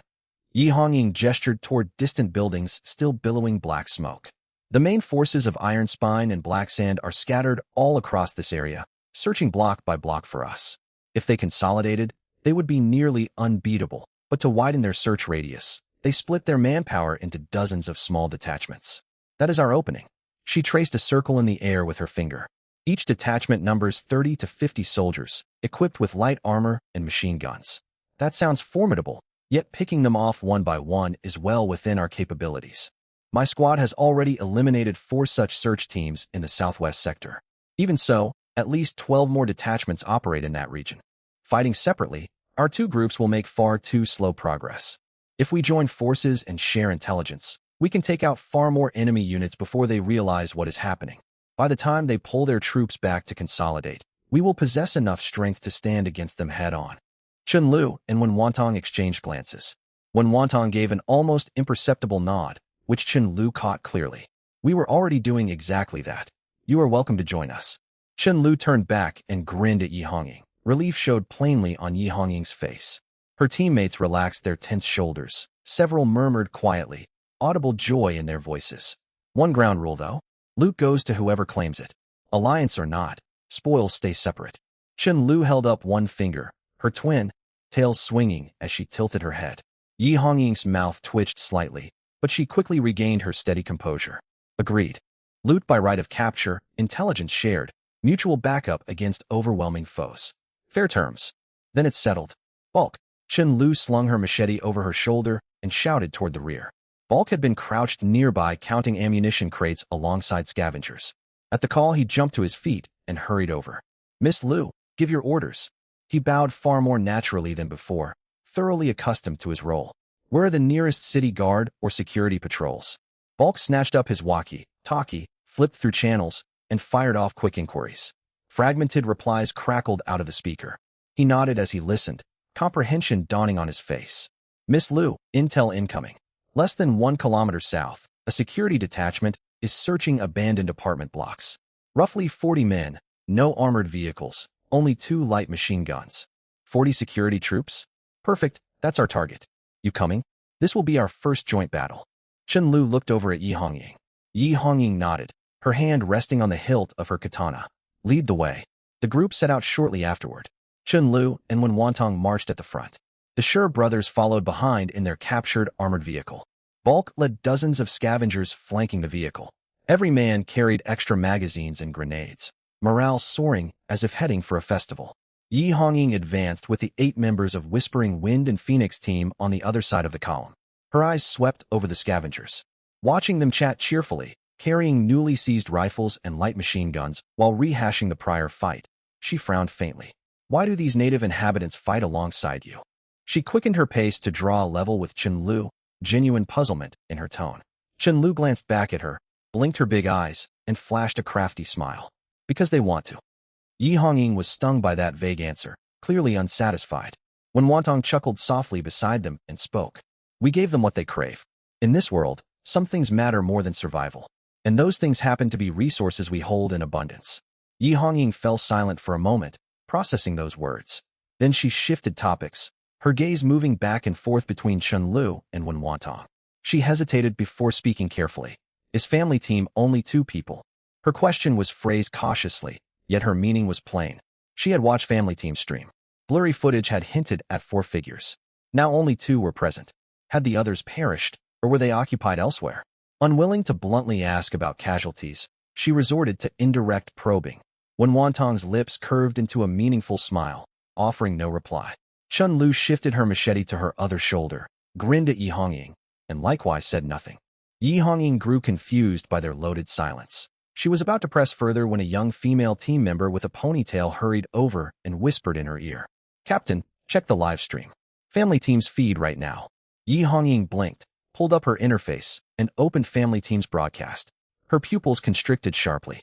Sometime earlier, the family team stream had split cleanly into 2 sections. The upper half showed the ruined city scene. The blurry long, distance shot captured Chen Lu, Wen Wantong, the Shi brothers, and the huge scavenger contingent. The lower half displayed a brightly lit circular hall. Relief carvings of Ironspine City's gear and fist emblem decorated its metallic walls. A long metal conference table in the center lay half smashed. A dozen figures in council robes and officer uniforms huddled trembling in the corner. Seated in the tall metal chair at the heart of the hall was a young man. Beside him stood a robed woman in traditional white garments. A silver, glowing flying sword hovered beside her, rotating slowly. They are inside Ironspine City. Yi Hongying raised her voice involuntarily. She drew a deep breath, tearing her gaze away from the panel to look again at Chen Lu and Wen Wantong marching ahead. Her expression had changed. Where before there had been caution and appraisal, now there was clear wariness. Was this your plan from the very beginning? Split your team. One group ties down Ironspine's main forces in the ruins, while the other infiltrates and strikes their home base. Yi Hongying kept her voice low, wary of being overheard. Not raiding their home, just dropping in to have a talk with their councilmen and pick up a few supplies. Senior said since we came all this way, we shouldn't leave empty-handed. Chen Lu glanced back and winked, sounding as casual as if discussing lunch plans. Yi Hongying stared at the twin-tailed girl's nonchalant expression, momentarily lost for words. Her teammates exchanged bewildered glances, all thinking the same thought. This was the number-ranked family team. While other trained players fled from mobile city persecution, they had boldly breached a mobile metropolis itself. While others struggled merely to stay alive, they had cornered the city council. Yi Hongying stayed quiet for a long moment, then muttered a self-deprecating line. Now I finally understand why the train game ranks you first. South of the ruined city, outside a half-collapsed apartment block. Chen Lu shook the last traces of blood off her machete and stared at the scattered corpses of security force soldiers, instinctively counting them. 10. All right, fewer than last time, but every bit counts. She pulled up her interface to claim experience rewards. Luck was mediocre this round. Even with a 10-fold critical bonus, the experience only nudged her level. 23 progress bar forward, not enough for a level up. No level up. Chen Lu pouted in disappointment. That is still rapid progress. Greed will serve you poorly. When Wantong stepped beside her, also finishing her experience settlement. Yi Hongying emerged from another stairwell with Whispering Winds members. Her katana slid back into its sheath, its hilt still smeared with blood. Her teammates swiftly inventoried seized firearms and ammunition, well practiced in this grim work. 8 hostiles down on our side. Yi Hongying walked over to Chun Lu. At the same time, Ming jogged over carrying 2 ammunition crates from beside the armored vehicle. Miss Lu loot tallied. 3 light machine guns, 40, 1 rifles, 5 crates of grenades. Bulk also hurried over, though his face was grim. Miss Lu, bad news. What is it? Chen Lu frowned. The city guard and security units are coordinating movements. Scouts posted on the perimeter all sent simultaneous warnings. Troops are converging on us from every direction. Not just small squads, the bulk of their forces. We are surrounded. Bulk's throat felt dry. Surrounded? They finally figured it out. How many hostiles? Chen Lu was not overly surprised. Bulk gripped his walkie-talkie again, cycled through channels, and counted silently as reports poured in. Unit 1, 2, 3. So many. At least 1,000 men closing in on all sides.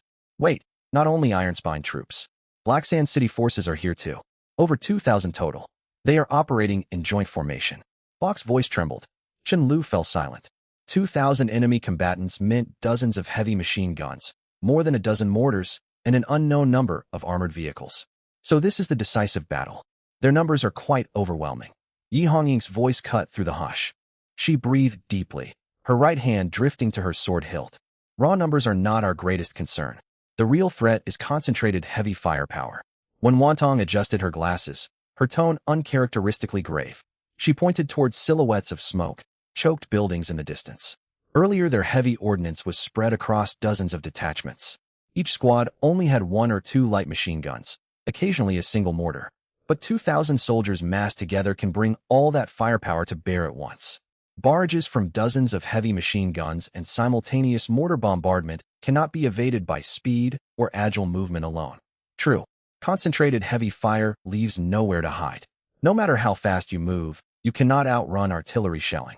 A heavily bearded man stepped forward from Yi Hongying's group. He was Zhao Yong, leader of Phoenix Team. They do not even need precise targeting. Blanket, bomb this entire zone, and bullets and shells will find their marks. The guerrilla advantages we relied on before become useless against such fire saturation. The ponytailed female team member added, her voice tinged with bitterness. Looks like we have to break through the encirclement. Chen Lu drove her machete into the ground. Bulk, which sector of their ring is weakest? Bulk questioned his contacts over the walkie-talkie, then knelt and traced a rough circle on the rust-stained ground with a rock. This marks our current position. East is Iron Spine's main force, 800-plus troops with armored vehicles and heavy machine guns. West is Black Sand's main contingent of comparable size, boasting even heavier artillery, no fewer than 10 mortars. Northern and southern sectors have smaller troop counts, yet each still holds upwards of 300 soldiers. Any difference between north and south? Yi Hongying asked.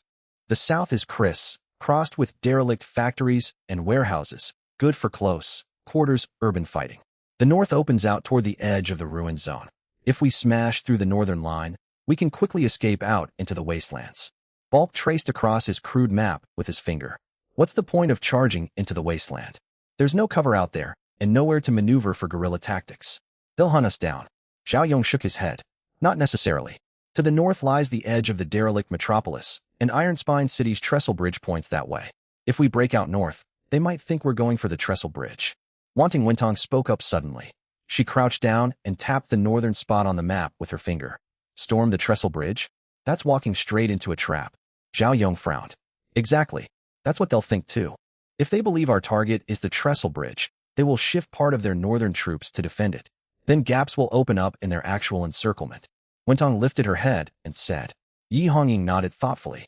A feint to the east, strike to the west? Something like that. But we need to work out the exact breakout plan. Wintong stood up and was about to continue when she noticed Bok's expression shift again. This time it was not despair, but bewilderment. Sister Lu, Sister One. Bulk clutched the walkie-talkie at his ear, his voice heavy with incredulous hesitation. The Iron Spine City encirclement troops, they've stopped. Stopped? Chen Lu blinked. What do you mean, stop? I mean they've halted. My men posted to the south just reported that Iron Spine City's forces had advanced to less than 2 kilometers from us, and then they all came to a full stop. Not regrouping, just standing their ground. Bach's confusion deepened. It's not just the south. The east and west too.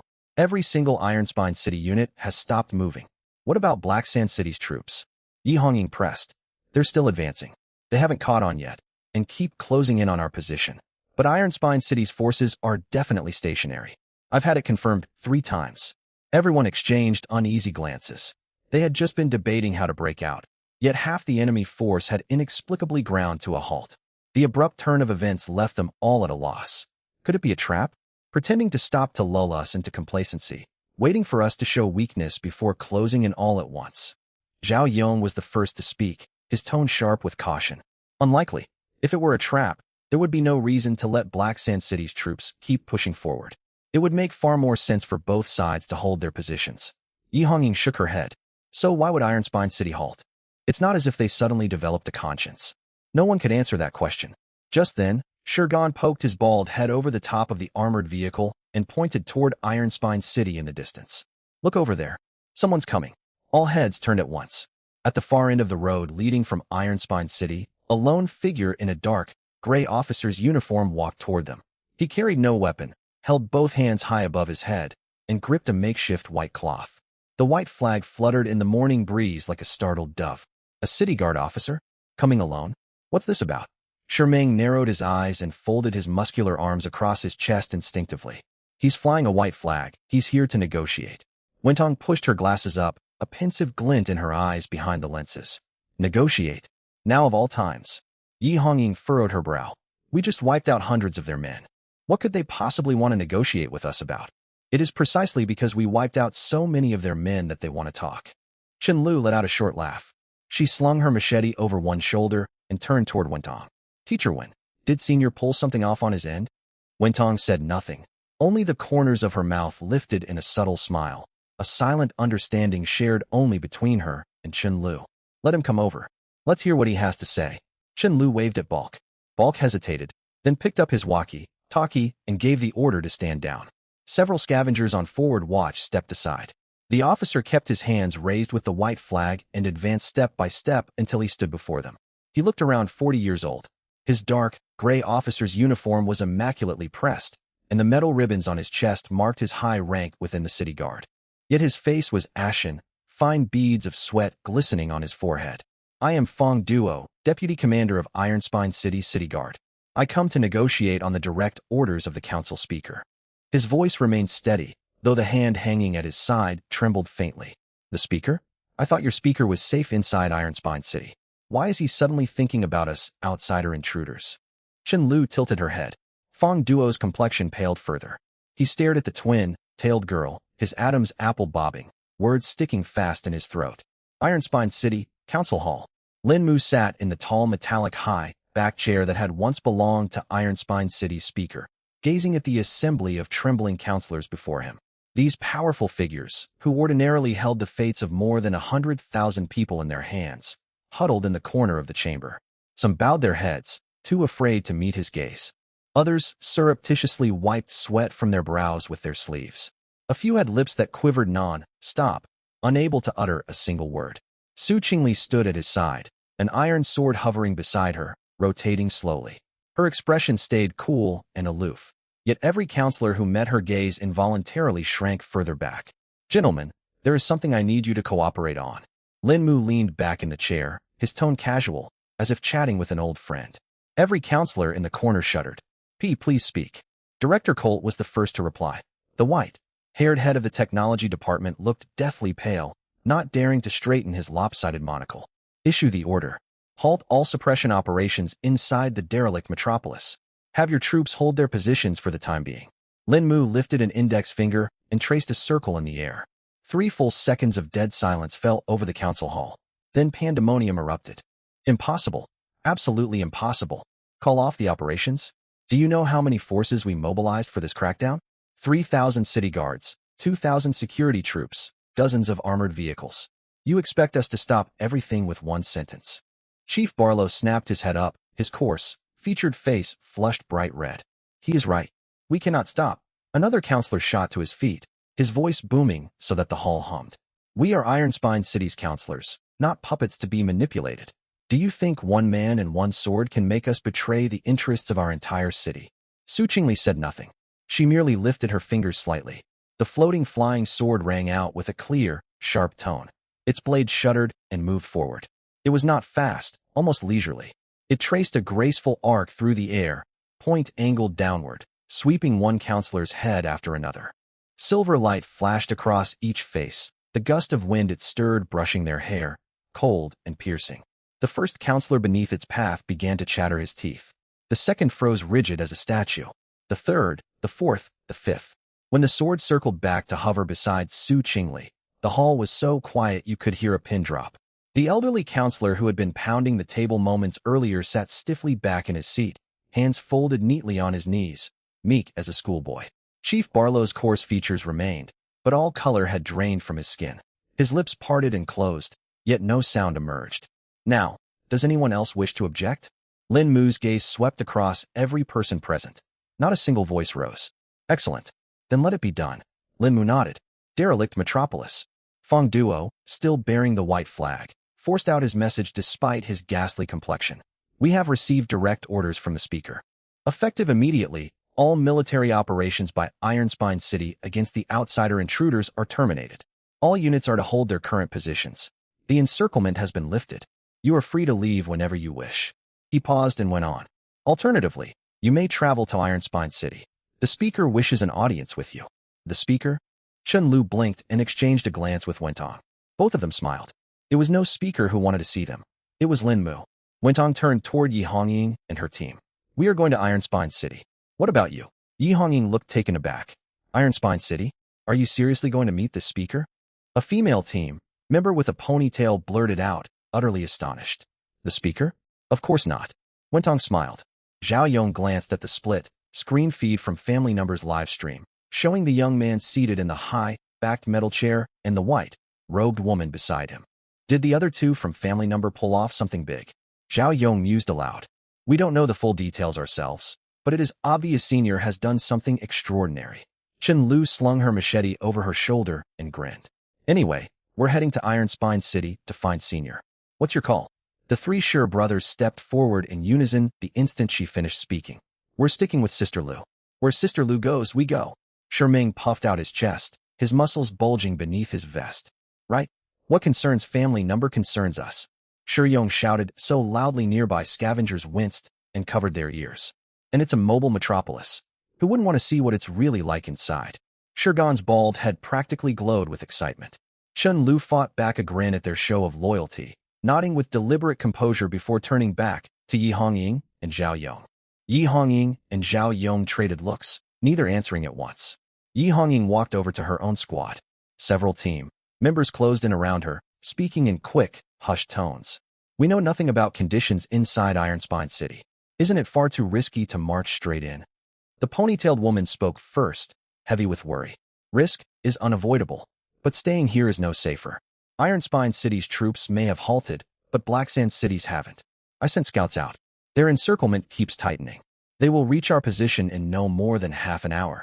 Zhao Yong folded his arms. Fresh blood seeped from wounds on his thick forearms. Zhao is right. 1,000+ regular Blacksand City soldiers backed by mortars and heavy machine guns. Our few dozen people cannot hold them off. Another Phoenix Number member agreed. But following Family Number into Ironspine City is walking into their stronghold. What if this is a trap? What if Ironspine City has an ambush waiting for us? A male member from Listen to the Win Number raised an objection. A trap? Look at Family Number's live feed. Their man is sitting in the speaker's chair inside Ironspine City's council hall. Do you really think Ironspine City still has the capacity to lay traps for us? Yi Hongying let out a short laugh and tapped her panel. Everyone pulled up their panels to view Family Number's live broadcast. The footage remained distant and blurry, yet even through the grain, the young man lounging casually in the central high-backed metal chair was unmistakable. On the floor before him lay the dented metal main door, punched off its hinges. A dozen counselors and officers huddled in the corner, cowed like quail. So Ironspine City's sudden cease fire is because their council has been seized? The ponytailed woman's voice rose involuntarily. It would seem so. I wondered why top-rank Family Number only had 2 people operating in the derelict metropolis. It was no reduction in strength. They split their forces. One group kept the enemy occupied. The other struck at the heart of power. Yi Hongying lowered her gaze. a complex smile tugging at her lips. That tactic is utterly reckless. Zhao Yong shook his head, though there was a note of admiration in his tone. So what is your decision? Yi Hongying turned to him. Zhao Yong fell silent for a moment, then stamped his foot. We go? Staying here means certain death. Following them might give us a fighting chance. Besides, I want to see for myself what kind of person could pull off something like this. Yi Hongying nodded and faced Chen Lu and went on. We will come with you.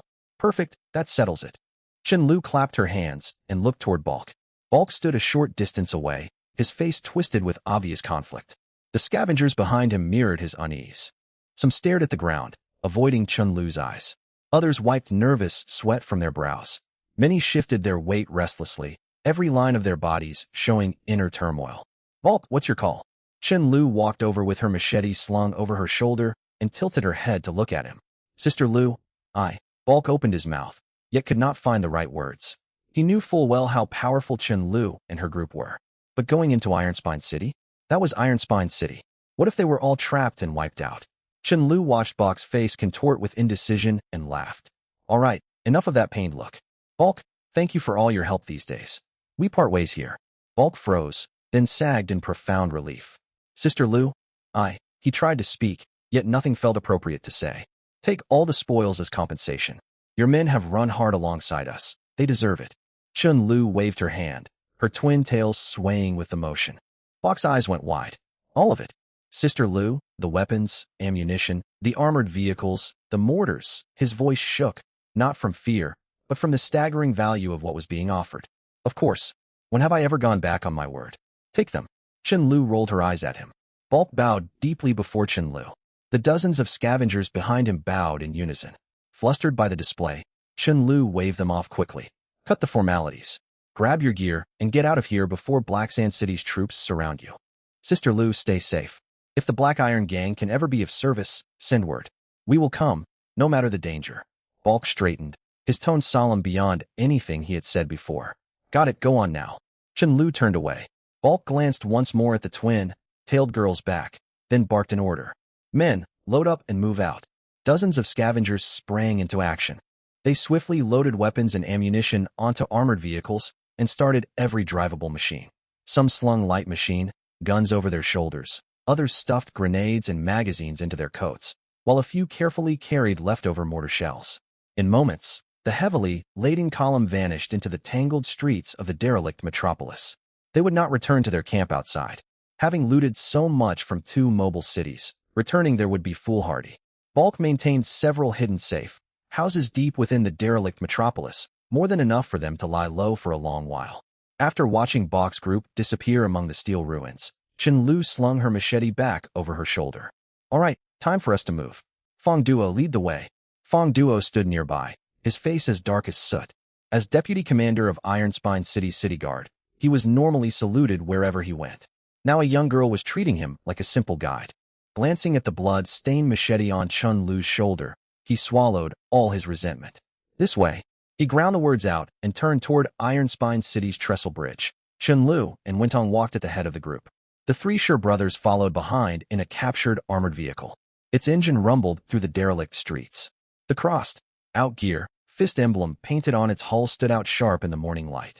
Yi Hongying marched on the other side with 8 members from Listen to the Wind number and Phoenix number. Everyone kept scanning their surroundings, staying alert. Chen Lu was in high spirits along the march. She pointed at an abandoned high-rise every now and then. What was this building used for? Then she would sidle up beside Fong Duo. How many people live in Ironspine City? What's the top speed of your hover vehicles? How many floors does the council building have? How much does the speaker earn each month? Fong Duo's expression darkened further with every question, yet whenever he met Chen Lu's bright eyes, he forced out short replies, more often than not answering that he did not know. How can you not know anything? Chen Lu pouted in obvious disapproval. Fong Duo's face turned even gloomier. Wentong walked beside them and stifled a quiet laugh watching Chen Lu tease him on purpose. Yi Hongying noticed the exchange. She walked further back, observing Chen Lu's back thoughtfully. Is she deliberately gathering intelligence? The ponytailed woman whispered to Yi Hongying. Partly. Mostly she is just savoring their victory. Yi Hongying shook her head.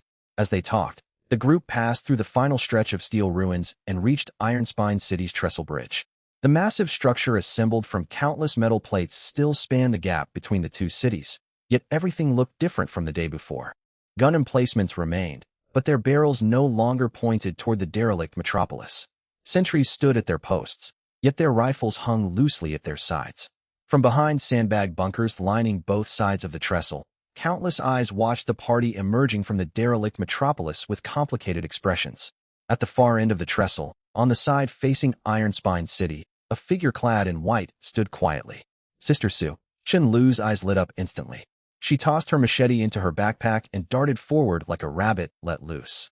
Her twin ponytails traced two arcs behind her, and the hem of her pleated skirt fluttered in the wind. Su Qingli stood at the end of the trestle.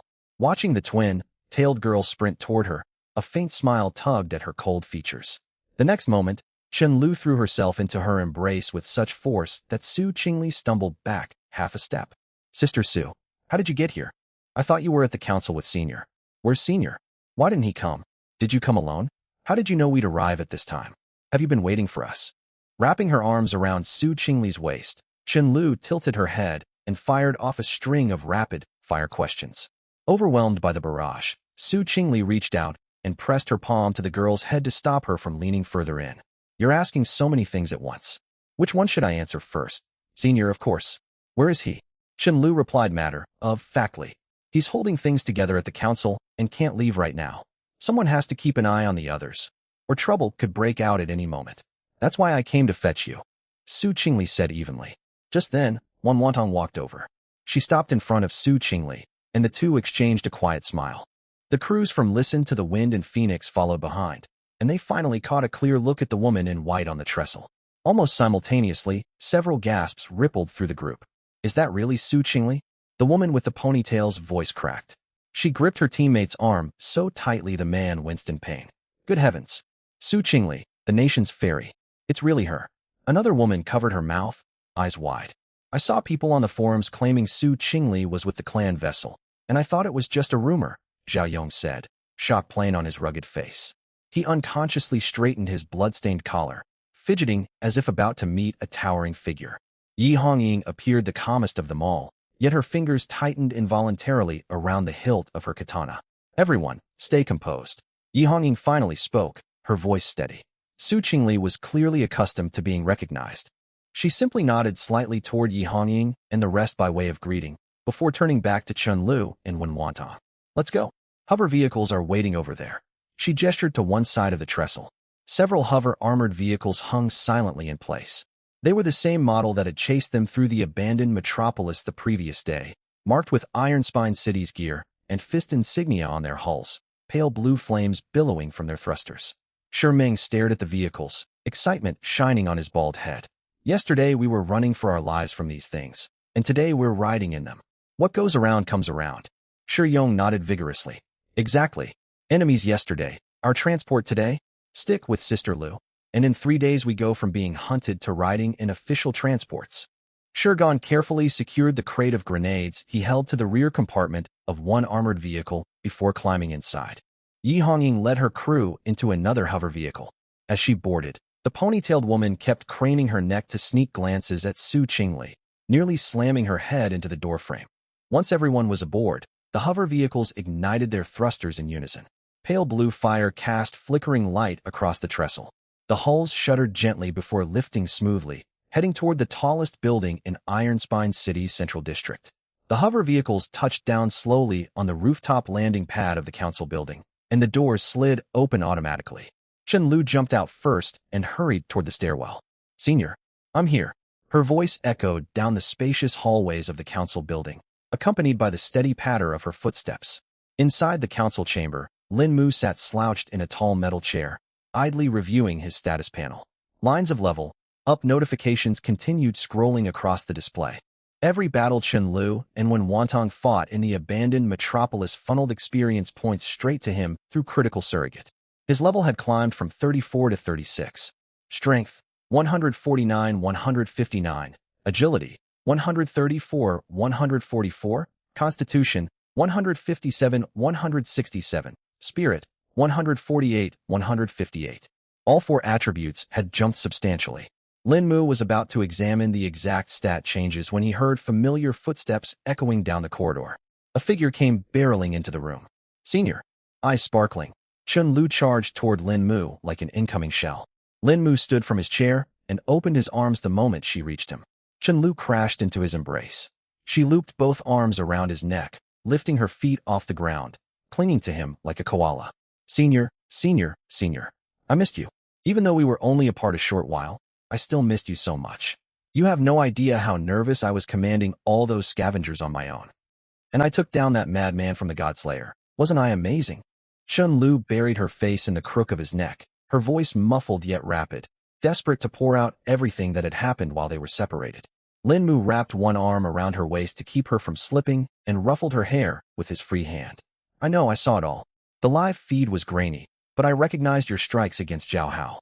Well done. Really? You watched? Was I awesome? I fought Zhao Hao one-on-one, and Teacher Wen took out his two subordinates. We fought perfectly as a team. Chun Lu lifted her head from his neck, big eyes pleading for praise. Amazing, you're the best. Lin Mu laughed at her eager expression. Just then, Yi Hongying led the crews from Listen to the Wind and Phoenix into the council chamber. The dented metal front door, punched off its hinges, lay tilted in the middle of the hall with a deep, clear fist indentation embedded in its surface. In a corner, more than a dozen people in council robes and military uniforms huddled together, their faces etched with fear and humiliation. Their gazes drifted toward the young man and woman locked in an embrace at the center of the room. This woman who had cleaved Zhao Hao apart in the abandoned metropolis and led dozens of scavengers to stand their ground against city garrison troops was now clinging to the man like a smitten young girl. The crew members of Listen to the Wind and Phoenix fell silent for a moment. So Sister Lu has this side to her. The ponytailed woman spoke, her tone reflecting a worldview upended. Bond target, Chun Lu, favorability +3, current favorability, 67. Bond target, Wen Wantong, favorability +2, current favorability, 62. Bond target, Su Qingli, favorability +3, current favorability, 53. Lin Mu glanced down at Chun Lu, still refusing to climb out of his arms, then towards Su Qingli standing quietly by the doorway watching them. It made sense that reuniting with Chun Lu and Wen Wantong raised their favorability scores, but he had not expected Su Qingli's to rise as well. Perhaps seeing Chun Lu and Wen Wantong reunited had stirred something within her. Su Qingli retained her usual cool expression, only shifting her gaze away from Lin Mu and Chun Lu toward the sky outside the window, as if she had suddenly grown fascinated by Iron Spine City's architecture. All right, come down now. Lin Mu patted Chun Lu's shoulder. Just a little longer. I haven't seen you in ages. Chun Lu pressed her face back against his chest, her voice muffled. It's not even been a full day since this morning, Lin Mu said helplessly. A day is forever. I leveled up so many times. Chun Lu argued stubbornly. When Wantong watched Chun Lu cling to Lin Mu, unable to hide her smile, she stepped forward and gently tapped the girl's shoulder. Lulu, come down first. We have guests. Only then did Chun Lu slide reluctantly to the ground. She quickly tidied her disheveled twin ponytails, cleared her throat, and reassumed her calm, authoritative demeanor as the crew leader. When Wantong turned to Lin Mu and gestured for Yi Hongying and the others to step forward. This is Yi Hongying, captain of Listen to the Wind. This is Zhao Yong, captain of Phoenix. We met them in the abandoned metropolis. When we were trapped under siege, Captain Yi proposed an alliance, and we fought several tough battles side by side. Yi Hongying stepped forward and nodded to Lin Mu. Her hand drifted instinctively to the hilt of her katana, not out of hostility, merely nervousness. Yi Hongying, when I saw you sitting in that chair on the live feed, I thought I was seeing things. The feed was so blurry. How could you tell it was me? Lin Mu smiled, speaking casually as if catching up with an old acquaintance. Very few people in Sector 67 could punch a door reinforced with 3 layers of armored steel off its frame. Yi Hongying replied, a note of deference in her tone. The clan vessel captain looks so young. The ponytailed woman behind her whispered quietly. Keep your voice down. Yi Hongying shot her a warning glance. Zhao Yong stepped forward next. The rough, stubble-faced man shifted awkwardly in Lin Mu's presence and rubbed his hands together before speaking. I'm Zhao Yong from Phoenix. I've long heard tales of the clan vessel, and it's an honor to meet you at last. When I watched the live feed of you being hunted across Iron Spine City, I was holding my breath for you. Next thing I knew, you'd seized control of the council. I'm genuinely impressed by that move. Pure luck. Iron Spine City deployed most of its forces to search for us. leaving the city poorly defended. Lin Mu waved the compliment off lightly. Luck is still part of strength. Few people would dare strike back against Ironspine City in that situation, and fewer still would pull it off. Yi Hongying said earnestly. No need for formalities, Captain Yi. Teacher Wen told me your crew contributed significantly during the fighting in the abandoned metropolis. Lin Mu swept his gaze over Yi Hongying and her team and nodded. We only got to join in once Sister Lu and Teacher Wen took the lead. To be honest, I was nervous coming here. The clan vessel's reputation precedes you, and I expected someone difficult to approach. You're far more easygoing than I imagined. Yi Hongying shook her head sincerely. Do I strike people as hard to get along with? Lin Mu chuckled. It's not your appearance. It's the feats you've pulled off. Most people wouldn't dare attempt what you've done. The ponytailed woman, Xiaoyu, blurted out before she could stop herself. Xiaoyu. Yi Hongying chided her at once. Lin Mu paid it no mind and let out a faint laugh at her comment. Chen Lu poked her head out from behind Lin Mu and gave Xiaoyu a thumbs up. You're right. Senior isn't normal. But only I get to say that, not you. Xiaoyu flinched under Chen Lu's stare and clamped a hand over her mouth, though her eyes crinkled with amusement. The atmosphere softened amid casual conversation. Yi Hongying visibly relaxed her stiff shoulders, and her crew stopped staring warily at Lin Mu, instead looking around the council chamber with curiosity. Some murmured about the craftsmanship of the gear and fist relief on the wall. Others counted the counselors huddled in the corner. One member secretly lifted a phone to snap a photo towards Su Qingli, only to lower it under Yi Hongying's sharp glare. Once he had everyone's attention, Lin Mu brought up the matter at hand. Captain Yi, Captain Zhao, I have a proposition for our partnership. Yi Hongying and Zhao Yong straightened instantly. The crews of Listen to the Wind and Phoenix dropped their light-hearted attitudes and fixed their eyes on Lin Mu. What is it? Yi Hongying asked. The clan vessel intends to head for Ironspine City's core matrix. It lies directly beneath this council building, reachable via a dedicated passage. The council speaker and several counselors will lead us there personally. Lin Mu pointed toward the floor beneath his feet. He spoke casually, yet the words core matrix made Yi Hongying and Zhao Yang's expressions shift. They knew full well what the core matrix represented, the beating heart of the mobile metropolis, holding vast quantities of metropolis hearts. The mission crystals required for this elimination round. However, we need people left behind to guard the council. Lin Mu continued, glancing toward the terrified counselors huddled in the corner. Without supervision, some of these officials may attempt underhanded schemes. The city garrison and security forces have been suppressed for now, but if any counselor slips out to issue orders, the situation could spiral out of control. Lin Mu paused and looked to Yi Hongying and Zhao Yong. So I hope to enlist Listen to the Wind and Phoenix to guard this council while we are gone. Ensure these counselors remain here until we return. You will be properly compensated. As he spoke, Lin Mu pulled several planar crystals from his backpack.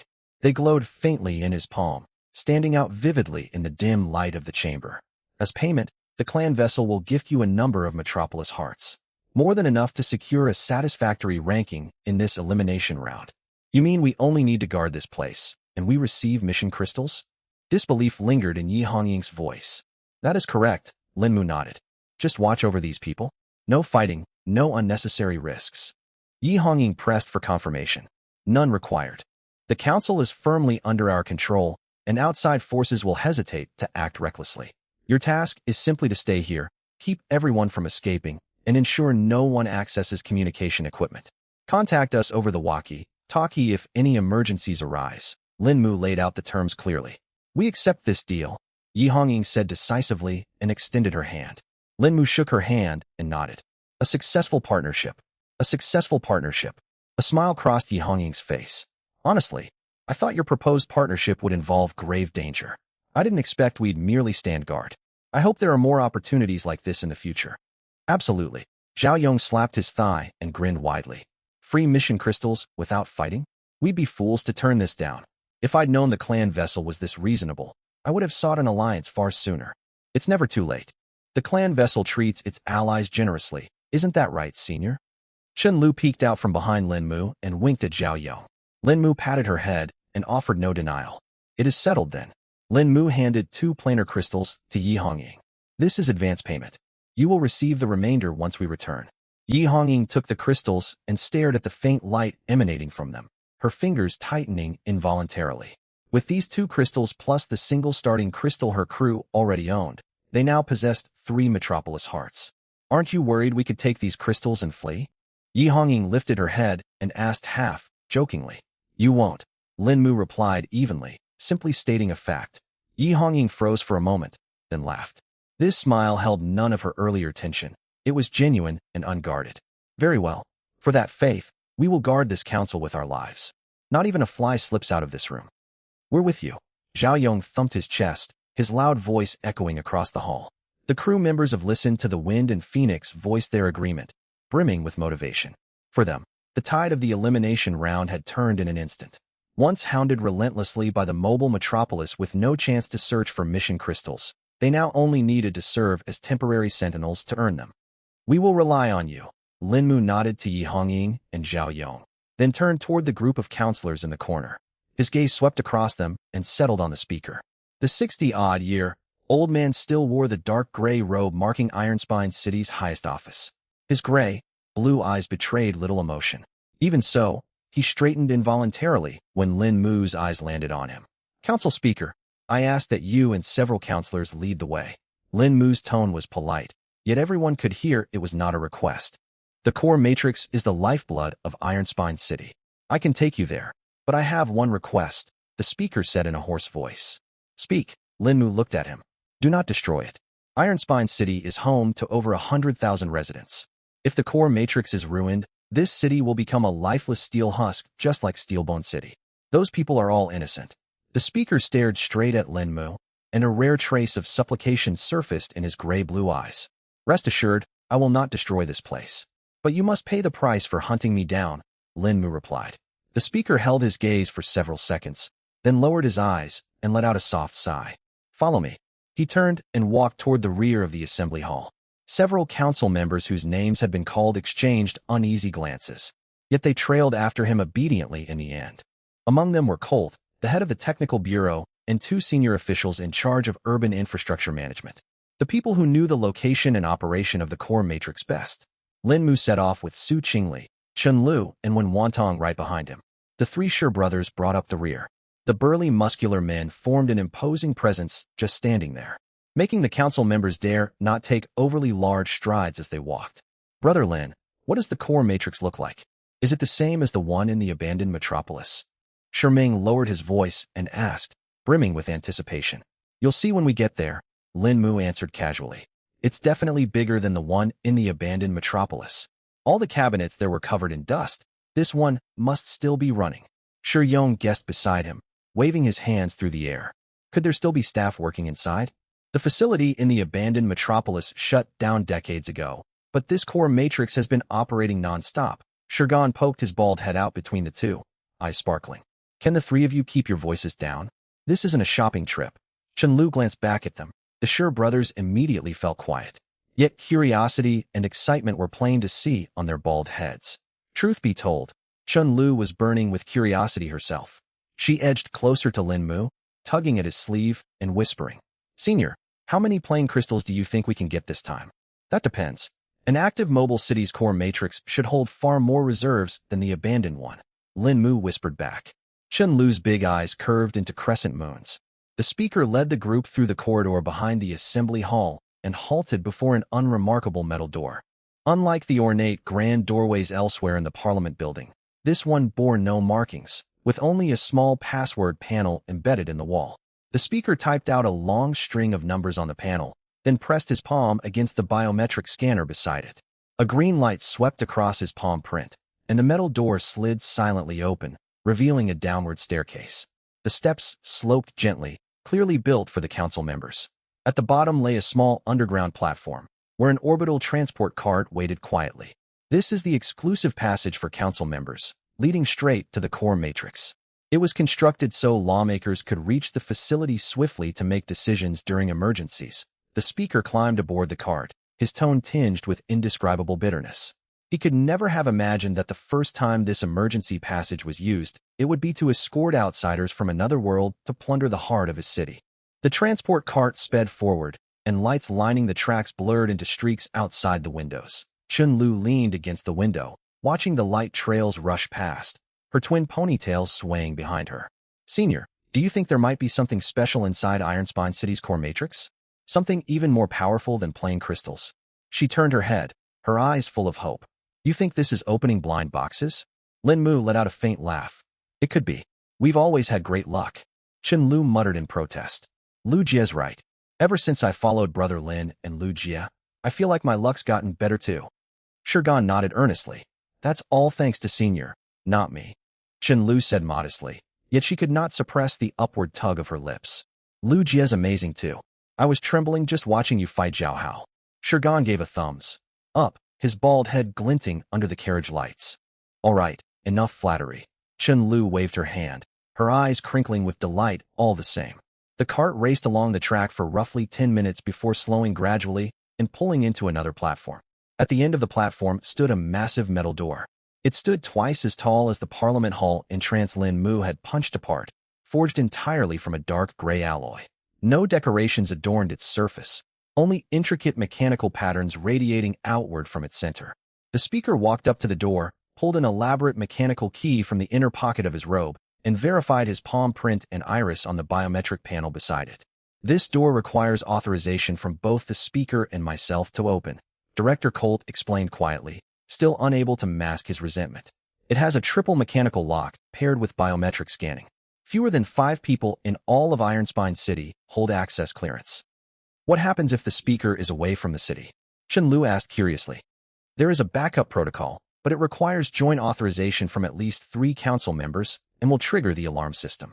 It exists to stop any single person from seizing control of the core matrix arbitrarily. Colt slipped into the formal tone he used when reporting to superiors. Only after finishing did he realize he was explaining things to intruders, and his expression darkened. A low rumble echoed from the giant metal door as the mechanical patterns lit up pale blue, spreading outward from the center. Then the door slid slowly apart to either side. Beyond it stretched an underground cavern of staggering scale. The dome rose dozens of meters overhead, supported by thick metal pillars. Dense pipelines coiled around every pillar, their indicator lights flickering in steady rhythm. The constant low hum of heavy machinery filled the air, and rows of metal cabinets stretched across the vast space. Unlike the dust-covered, rusted cabinets in the abandoned metropolis, every unit here was immaculately maintained. Countless plain crystals slotted into the cabinets glowed with stable, bright radiance. Uniformed maintenance staff moved between the racks, some inspecting pipeline connections, some logging instrument readings, others wheeling carts loaded with replacement parts. When the huge metal door swung open, the nearest technicians instinctively looked up. They saw the speaker and several council members and prepared to bow out of habit, only to spot the oddly dressed strangers behind them.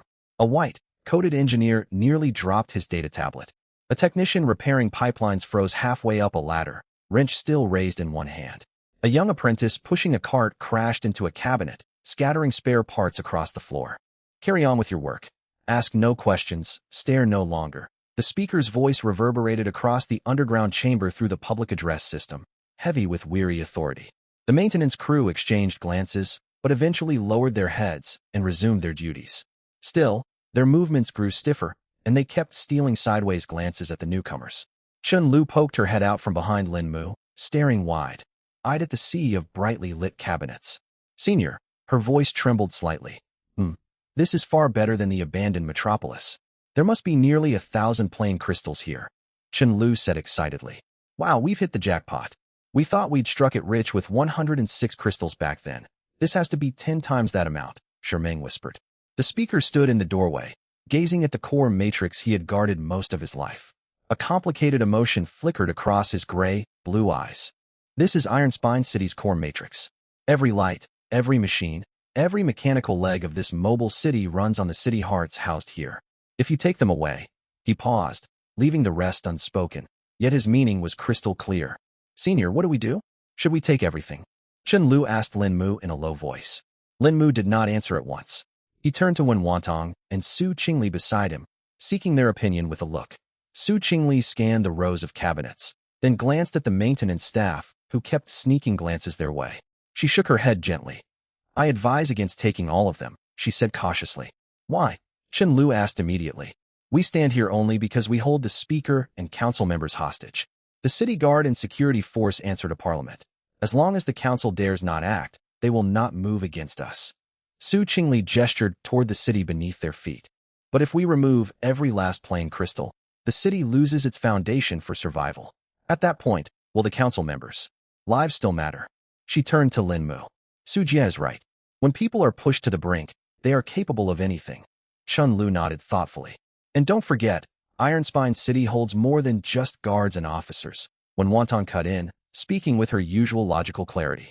Among its 100,000 residents, how many augmented fighters, bounty hunters, and outlaws like Bulk who roam the wilds?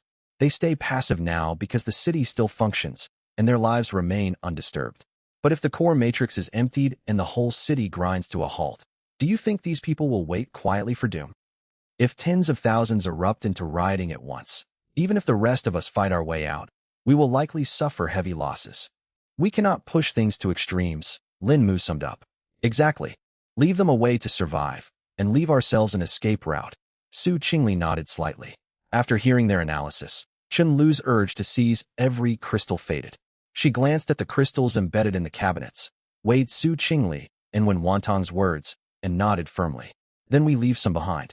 How much? Take 2/3, leave them 1/3. A third is enough to sustain Iron Spine City's basic operations. They won't be driven to desperation, yet it will still serve as their punishment. Lin Mu reached a swift decision. As he spoke, he looked toward the speaker standing a short distance away. The 60-something elder stood beside the metal door, hands clasped before him, staring straight at Lin Mu with gray-blue eyes. His interlaced fingers trembled faintly when he heard 1/3, though his expression remained largely unchanged. Speaker, do you accept these terms? Lin Mu asked. The speaker fell silent for several seconds. Naturally, he was unwilling.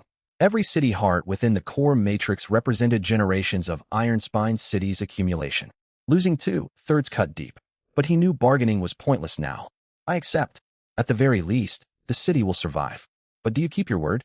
His voice was hoarse and calm. I keep my word, Lin Mu nodded.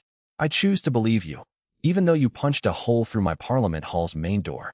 There was a hint of self-mockery in the speaker's tone. That door simply wasn't sturdy enough, Lin Mu replied casually. The speaker's face twisted in a half-smile that never fully formed, and he shook his head helplessly. Let's begin. Su Xinzi, Teacher 1, Lulu, take 3 separate sections.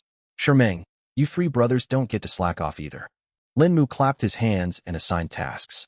Shermeng froze and waved his hands instinctively. Brother Lin, we shouldn't.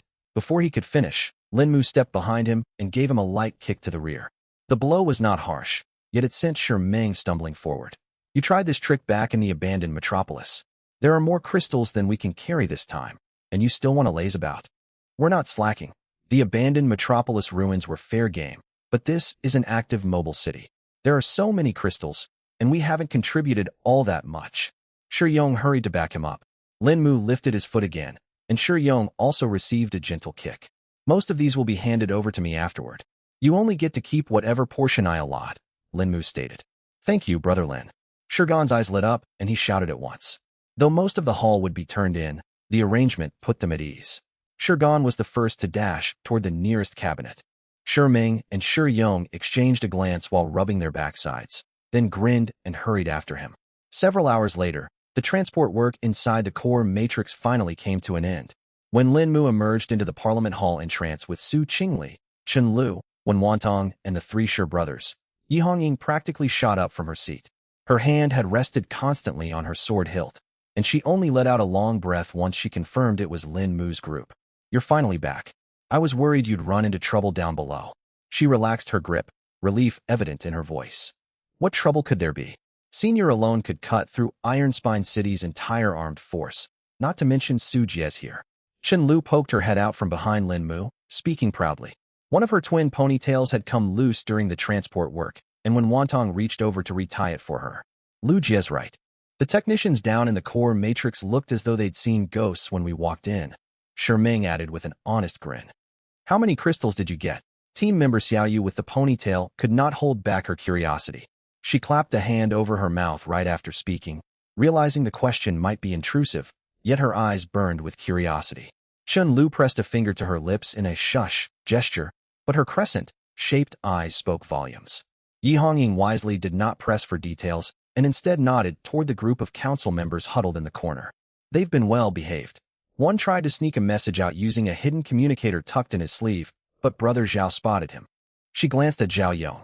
Zhao Yong scratched his stubbled chin sheepishly. I was heading to the restroom and happened to see light glowing from his sleeve as I passed by. He got lifted up and shaken. The communicator clattered out, and he looked utterly terrified, Xiaoyu said with a smile.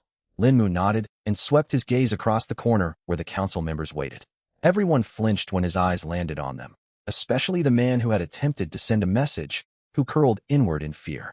Speaker, Lin Mu turned toward the elders standing nearby. The speaker lifted his head, wariness in his gray-blue eyes. You promised to uphold your end of the bargain. I will keep my word. 1/3 of the crystals remain in the core matrix, enough to sustain Ironspine City. There is one more matter, however, Lin Mu said evenly. Hand over your full stock of augmentation alchemy cards. The speaker fell silent for a moment, then nodded slowly. He leaned in and exchanged quiet words with Director Colt. Colt's expression shifted repeatedly, until he gritted his teeth and walked to the communications terminal to issue orders. Roughly 20 minutes later, a squad of city guard soldiers carried several metal crates into the Parliament Hall. The lids were opened, revealing 20 pale golden cards neatly stacked inside. Chen Lu stepped forward, picked one up and turned it over in her hands before counting the pile. Excitement faded into confusion on her face. That's all. 20 cards? Such a large mobile city only keeps 20 augmentation alchemy cards in reserve. Clear disappointment laced her voice. She even sifted through the cards with her fingers, half, expecting to find more tucked away. Augmentation alchemy cards are never stockpiled in large quantities. They only serve a purpose once used. Creating augmented fighters strengthens the city's defenses and protects its residents. What good is hoarding them in a vault? The speaker shook his head with a bitter smile. Every month we forge new cards, and they remain in the Parliament vault for at most a few days before being allocated to promising fighters. These 20 are the complete surplus stock left from last month, Director Colt added, his tone tinged with reluctance. Chen Lu stared at the stack of 20 cards, then studied the speaker's face, which bore no trace of deceit. She finally huffed. Fine, 20 is better than nothing. Lin Mu felt little disappointment. Each augmentation alchemy card functioned similarly to an attribute card, so 20 represented a substantial gain. He waved and stowed all the metal crates into his storage backpack. Standing on the Parliament Hall's metal floor, Chen Lu noticed the sky outside had turned completely dark. Through the tall windows high on the walls, a few faint stars dotted the night sky. The wilderness was quiet as always, interrupted only by the distant hum of machinery, a reminder that the city still lived. It's so late now? Senior, what's the plan? Should we head back to the train to rest? Chen Lu rubbed her shoulders. Fatigue crept over her now that the heavy lifting was done. It's too far. Even driving would take several hours to reach the train's parking spot. Traveling across the wilderness deep in the night risks blood beast hordes or other threats. It's safer to stay here. Lin Mu shook his head and surveyed the spacious hall. We'll rest here tonight. The Parliament building has the strongest defenses, with city guard posted outside, far safer than camping out on the plains. Set up camp here. Chen Lu blinked and looked around. The gear and fist flag of Ironspine City still hung on the metal walls. The assembly table Lin Mu had smashed had been hauled to the corner, yet the deep indentation on its surface remained plain to see. Setting up tents in this place felt strangely surreal. This isn't the first time we've slept on the floor in someone else's territory. When Wantong pulled tents and sleeping bags from her backpack, calm and experienced. Su Qingli said nothing, silently removing tent poles from her pack and beginning assembly. The three Shi brothers claimed a corner on the opposite side of the hall. Shi Ming tossed sleeping bags onto the ground. Shi Yong helped spread them out, and Shi Gong was already picking out the best spot to stretch out fully. Yi Hongying and Zhao Yong exchanged a glance, then led their team to prepare their own temporary lodging. Though the Parliament Hall was vast, the groups scattered across it lent the space a lively atmosphere. The council members huddled together, watching the strangers pitch tents and roll out sleeping bags in their assembly hall. Complex emotions clouded every face. Someone opened their mouth as if to say something, but after glancing at the man who had blasted the gate apart with one punch, they swallowed the words back down. The speaker sighed and slowly walked over to lean against the wall in the corner and sit down. Several council members gathered around him. One of them muttered a complaint, only to be silenced by a single sharp look from the speaker. We will stay here tonight alongside all of you, the speaker said, his voice revealing no emotion, merely stating a fact plainly. Silence gradually settled over the assembly hall as night fell. Muffled whispers and occasional laughter drifted out from the tents every now and then.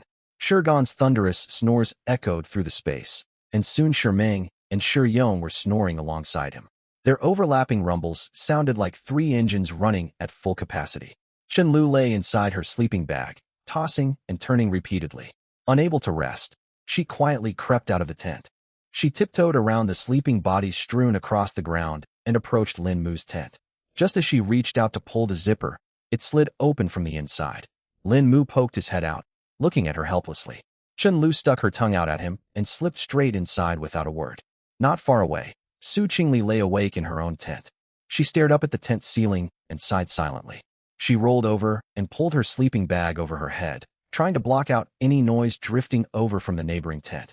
The next day, sunlight streamed through the tall windows of the assembly hall, rousing everyone from their tents. Shurgan choked on his own saliva and coughed, finally putting an end to the 3 Shur brothers snoring.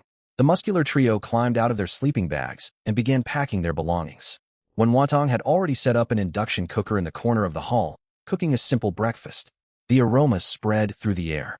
The council members huddled in the corner swallowed instinctively, having gone without proper food for a full day and night, yet none dared ask for anything. In the end, Lu took pity on them and passed over several cans and a kettle of hot water. The councilors clutched the cans, nearly moved to tears. Yi Hongying and Zhao Yang's teams finished packing as well. Everyone waited for the same moment, the end of the mission. Time ticked by. It's about time. Lin Mu stood up and brushed dust off his hands. Everyone in the assembly hall halted their movements at once. The councilors in the corner lifted their heads, gray-blue eyes filled with tangled emotions, tension, unease, and a faint spark of anticipation. They hoped the nightmare of the past 24 hours would finally come to an end. Speaker, and all councilors, we ask that you escort us one final stretch. Lin Mu's tone remained casual, yet everyone knew this was no request.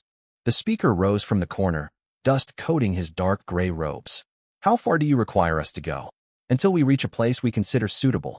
The speaker fell silent for a moment before nodding slowly. Very well. A long convoy set out from Ironspine City. Armored vehicles manned by the city garrison led the way, followed by a modified off-road vehicle carrying Lin Mu, Chen Lu, Wen Wantong, and Su Qingli. Meng remained behind the wheel. Yong sat in the passenger seat, and Shurgan sat cross-legged atop the vehicle roof. Yi Hongying and Zhao Yong led their respective teams in 2 more vehicles further back. Behind them rode the councilors in several black sedans, escorted by the garrison's armed convoy. Morning light dyed the wilderness a rich shade of crimson gold. The distant blood mist thinned beneath the sun, revealing the outlines of skeletons and wreckage scattered across the ground. Behind the convoy, Ironspine City's 8 enormous mechanical legs shrank steadily, the towering metal behemoth fading into a blurry silhouette on the horizon. The convoy traveled far enough that Ironspine City vanished completely from sight. Nothing remained but endless wilderness and occasional bones protruding from the earth. Stop the vehicle, Lin Mu said suddenly. The off-road vehicle came to a halt, and the rest of the convoy stopped one after another. Lin Mu pushed open the door and jumped down, walking toward the sedan carrying the speaker. The speaker watched him through the window, barely concealing his nervousness in his gray-blue eyes. Speaker, this is as far as you need to come. Lin Mu tapped on the window. The speaker stepped out of the car, his dark gray robes fluttering in the wilderness wind. Several councilors followed behind him, all wearing the same unspoken question. Will you truly let us leave? You may return. The garrison escort will see you safely back to the city. Whether you encounter blood beasts along the way is your own concern. Lin Mu gestured toward Ironspine City. The speaker's Adam's apple bobbed, his throat dry. Do you mean what you say? I have never gone back on my word. Lin Mu replied evenly. The speaker stared at him for several seconds, then turned and walked toward his sedan with as steady a stride as he could manage. The other councilors looked utterly relieved and scrambled into their vehicles, fearful Lin Mu might change his mind at any second. The garrison convoy turned around and headed back toward Ironspine City. The speaker's sedan traveled at the center of the formation. Through the rear window, his straight-backed figure remained visible. They're hurrying off as if we might change our minds. Chen Lu leaned out of the off-road vehicle and watched the departing convoy, pouting. If you were in their position, you would run even faster. Su Qingli remarked quietly beside her. I wouldn't. I have seen your brother to protect me, so what would I fear? Chen Lu wrapped her arm around Lin Mu's arm confidently. When Wantong stood beside the off-road vehicle, gazing toward Ironspine City, the corners of her mouth lifting slightly. Still, It is impressive that the speaker maintained his composure through all of this. He governs over more than 100,000 people. He can handle scenes such as these. Lin Mu looked away and turned toward the other two vehicles. Yi Hongying walked over with the crew of Whispering Wind, followed closely by Zhao Yong and the crew of Phoenix. The two teams crossed the wilderness to stand before the members of Family Vessel and all villains. "We part ways here," Yi Hongying said, her long red hair whipping in the wind. Her hand rested habitually on the hilt at her waist. The wariness she had carried when they first met had faded. "Working alongside you these past 2 days has been the smoothest stretch I have experienced since entering the train game.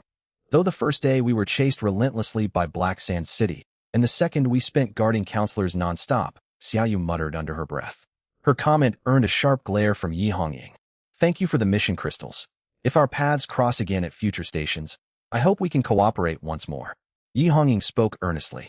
"The feeling is mutual." Lin Mu held out his hand. Yi Hongying hesitated briefly, removed her glove, and shook his hand. "If we meet again, I will treat you to drinks. Ration crackers may not pair well with alcohol, but I have kept a bottle of Erguotu saved for such an occasion." A rare look of reluctance appeared on Zhao Yong's rugged face. "It's a deal," Lin Mu smiled and nodded. The two teams boarded their off-road vehicles once more. Engine roars echoed across the empty wilderness.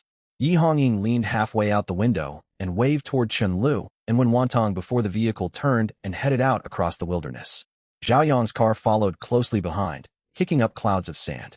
Lin Mu watched the two vehicles vanish over the horizon before turning back to the off-road vehicle. "Let's head back." Shi Meng restarted the engine. The off-road vehicle traced a wide arc across the wilderness, heading toward where the trains waited. Shi Yong remained in the passenger seat, and Shirgan stayed atop the roof, exactly as they had been on the journey out.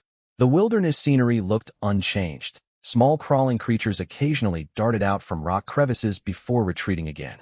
Yet the atmosphere inside the vehicle was vastly different from before. On the way here, they had fled in panic from a mobile metropolis, chased by countless armored and hover vehicles. Massive mechanical legs loomed overhead, ready to crash down at any moment. Now, returning home, their packs brimmed with planar crystals and enhanced alchemist cards. The speaker had escorted them out of the city personally, with the garrison clearing the path. "Senior brother, where do you think we will rank in this knockout round?" Chen Lu curled up on Lin Mu's lap and looked up at him. Her twin tails fell over her shoulders, bright eyes filled with anticipation. "Wherever we land, it will be higher than Zhao Hao," Lin Mu replied casually. "Naturally, Zhao Hao isn't even alive anymore, and I'm the one who took him down." Chen Lu shook her head proudly. Her twin tails nearly struck Su Qingli beside her. "Could you stop fidgeting?" Su Qingli brushed the hair away from her face, her expression neutral. "Su sister, you're jealous. You're jealous my favorability rating with senior brother is higher." Chen Lu stuck her tongue out at her. "Favorability ratings are not everything," Su Qingli said calmly. 53 versus 67. The gap is quite large. Chen Lu counted on her fingers, triumphant. Su Qingli turned her head away and ignored her. When Wantong watched the pair bickering, unable to hold back her smile, she pushed her glasses up and stared out the window toward the distant horizon. The off-road vehicle raced onward over the wilderness, tires hissing against the sand. Shirgan hummed an unknown tune atop the roof. Shi Yong leaned halfway out of the passenger window to shout banter back at him. Shi Meng steered with one hand and slapped the door with the other, roaring with laughter. Two trains parked side by side finally came into view atop the distant dunes. Family Vessel and all villains stood unchanged, resting quietly above the low mounds. Chen Lu sat up straight on Lin Mu's lap, leaned against the window, and stared at the trains for a moment before exhaling deeply. "We're finally back." Her voice held no excitement or exhilaration, only the relieved calm of coming home. It was like a child who had run wild all day spotting the lights outside their house at dusk.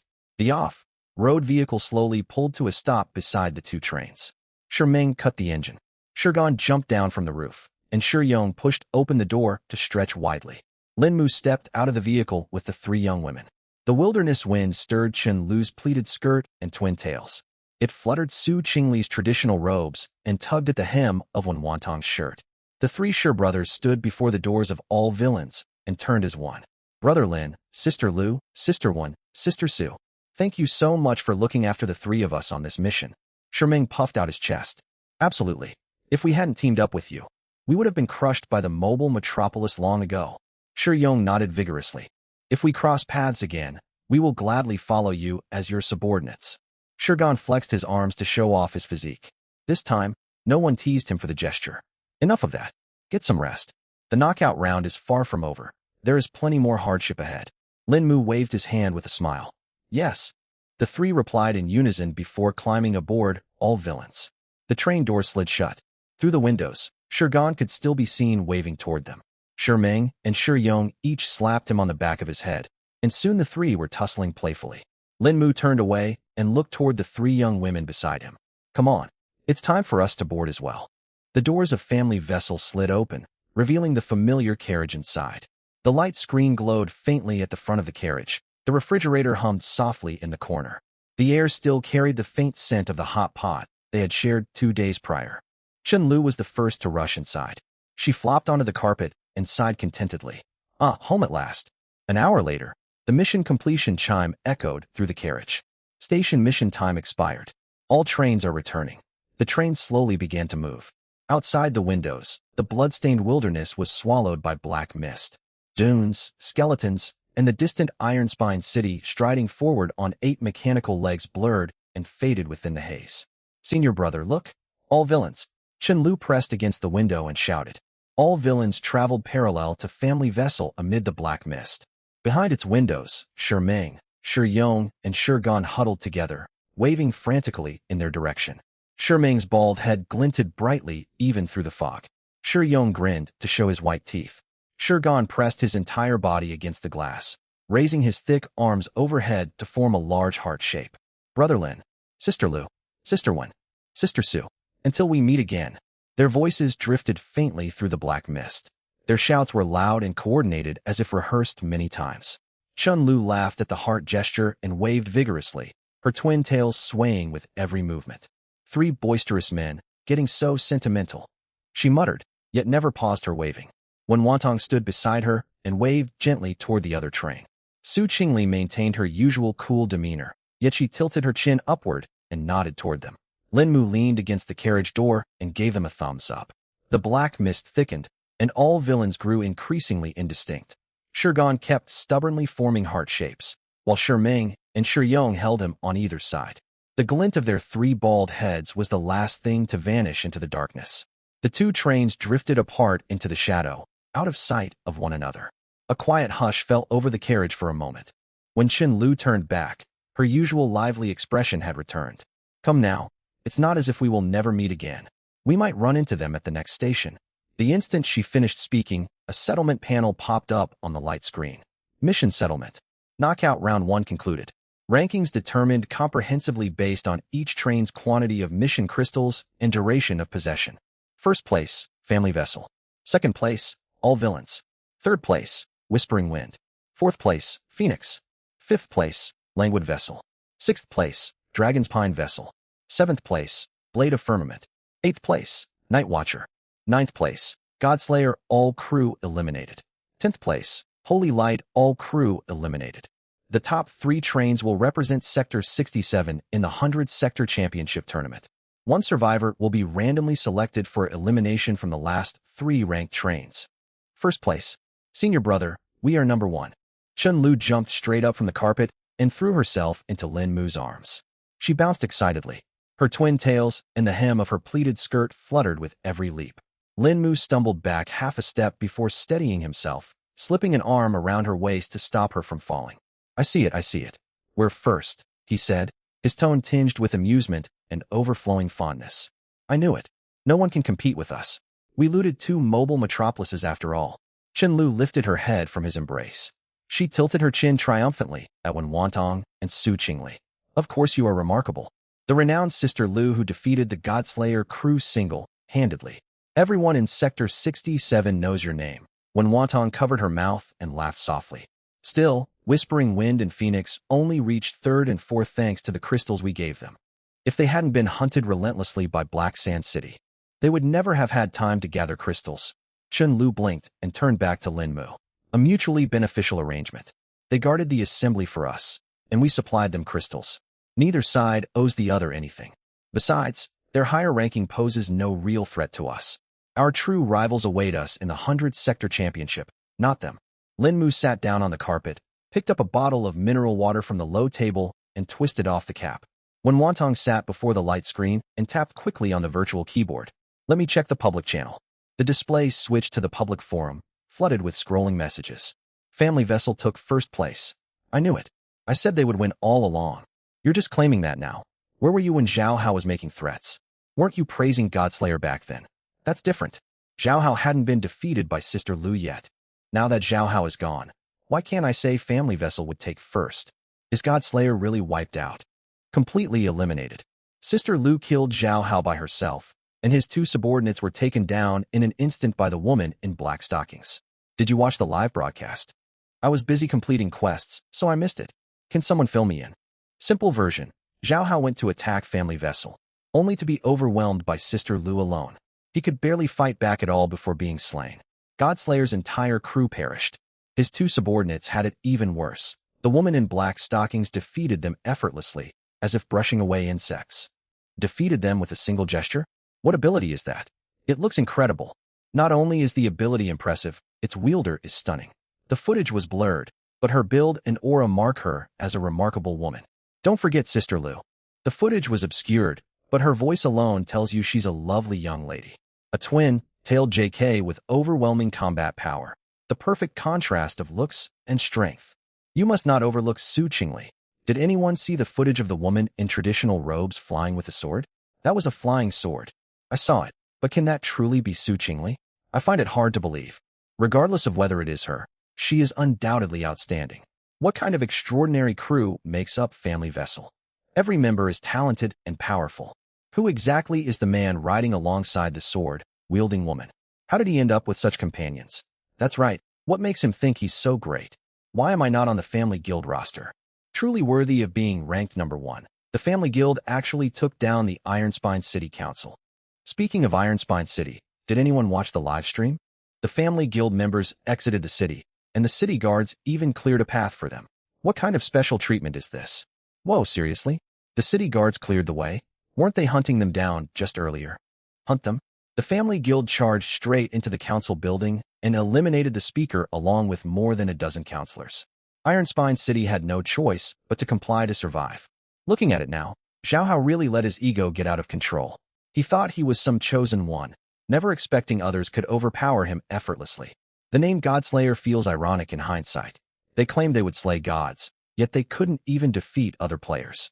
Still, to be honest, the two subordinates of the Godslayer have it rough. Following such a leader, they didn't even get a proper burial in the end. Rough?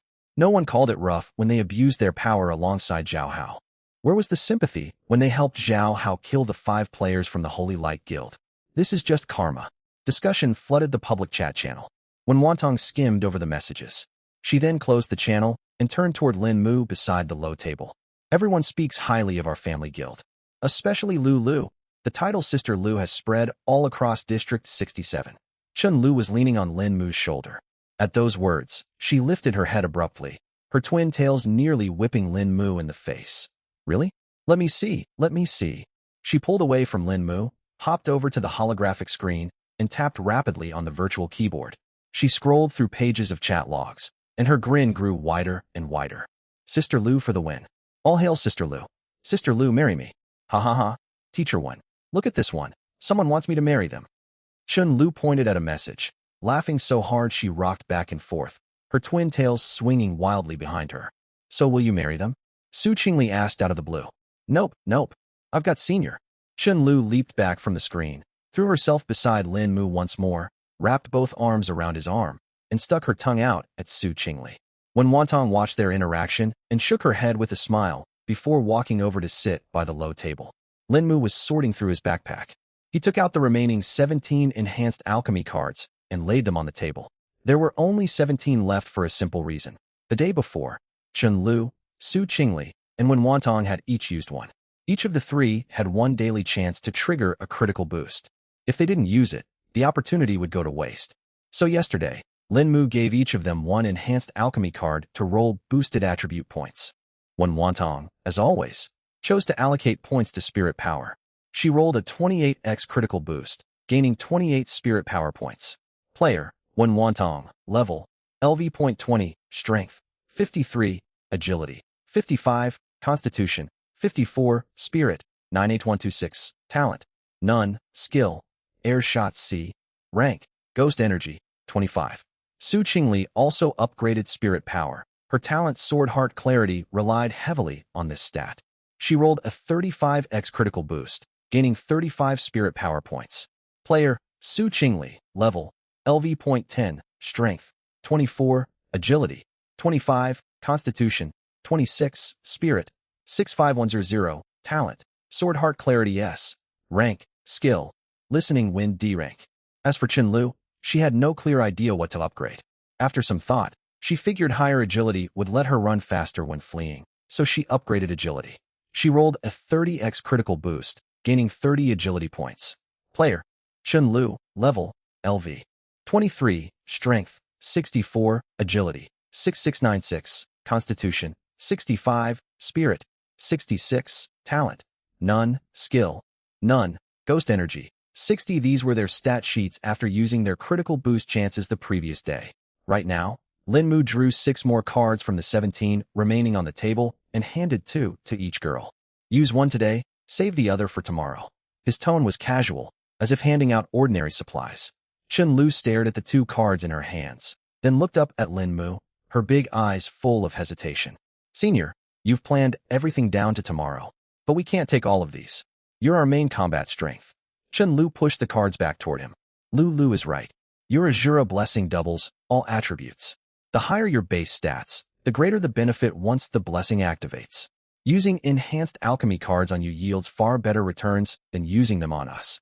When Wantong adjusted her glasses, speaking earnestly, I agree.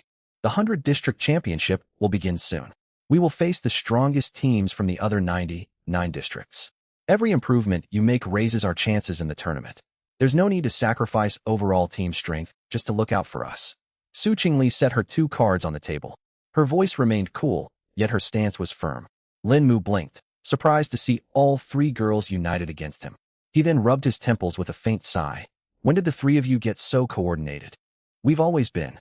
Qinlu planted her hands on her hips, her twin tails bobbing. We cannot cut corners when it comes to your combat power. When Wantong smiled, yet there was no room for compromise in her words. Take them back. Su Qingli kept it concise.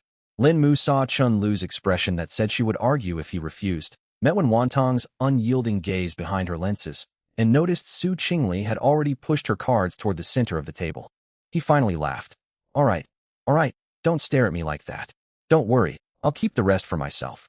He gestured at the stack of leftover enhanced alchemy cards on the table. The 11 remaining would be enough for him. That's more like it. Qinlu brightened at once and clutched her 2 cards tightly. When Wantong picked hers back up, her smile growing satisfied. Su Qingli quietly collected her cards as well. No more delays. Use 1 each today, and hold on to the second for tomorrow. Linmu clapped his hands to urge them on. Qinlu responded first. She held 1 enhanced alchemy card between her fingers, took a deep breath, and selected to use it. Use enhanced alchemy card? Yes/no. She chose yes. Enhanced alchemy card successfully used. Please select attribute to enhance. Strength. Qinlu did not hesitate. She had upgraded agility last time. Now it was time to boost her strength. She wanted to stand beside Senior in battle. Being able to run fast meant nothing if she could not hit hard. Strength +1. Daily critical boost chance consumed. Trigger favorability critical strike. Critical multiplier range. 167. Current multiplier rolled. 40x. Strength +40. Strength. 64104. Warm energy surged out of the card, flowing through her arm and spreading across her whole body. Qinlu felt her muscles subtly expanding, not aching, but filling with tangible power. She glanced at her arms. They still looked soft and unchanged on the surface. But when she clenched her fist, the surging power was undeniable. 40 times multiplier. 104 strength. Qinlu jumped up from the carpet, nearly hitting the ceiling of the carriage. She threw a punch. The gust of wind knocked the tissue box on the low table swaying. 104 strength. With ghost energy buffs, that becomes 156. If Lu threw a full strength punch now, she could probably break through this carriage compartment.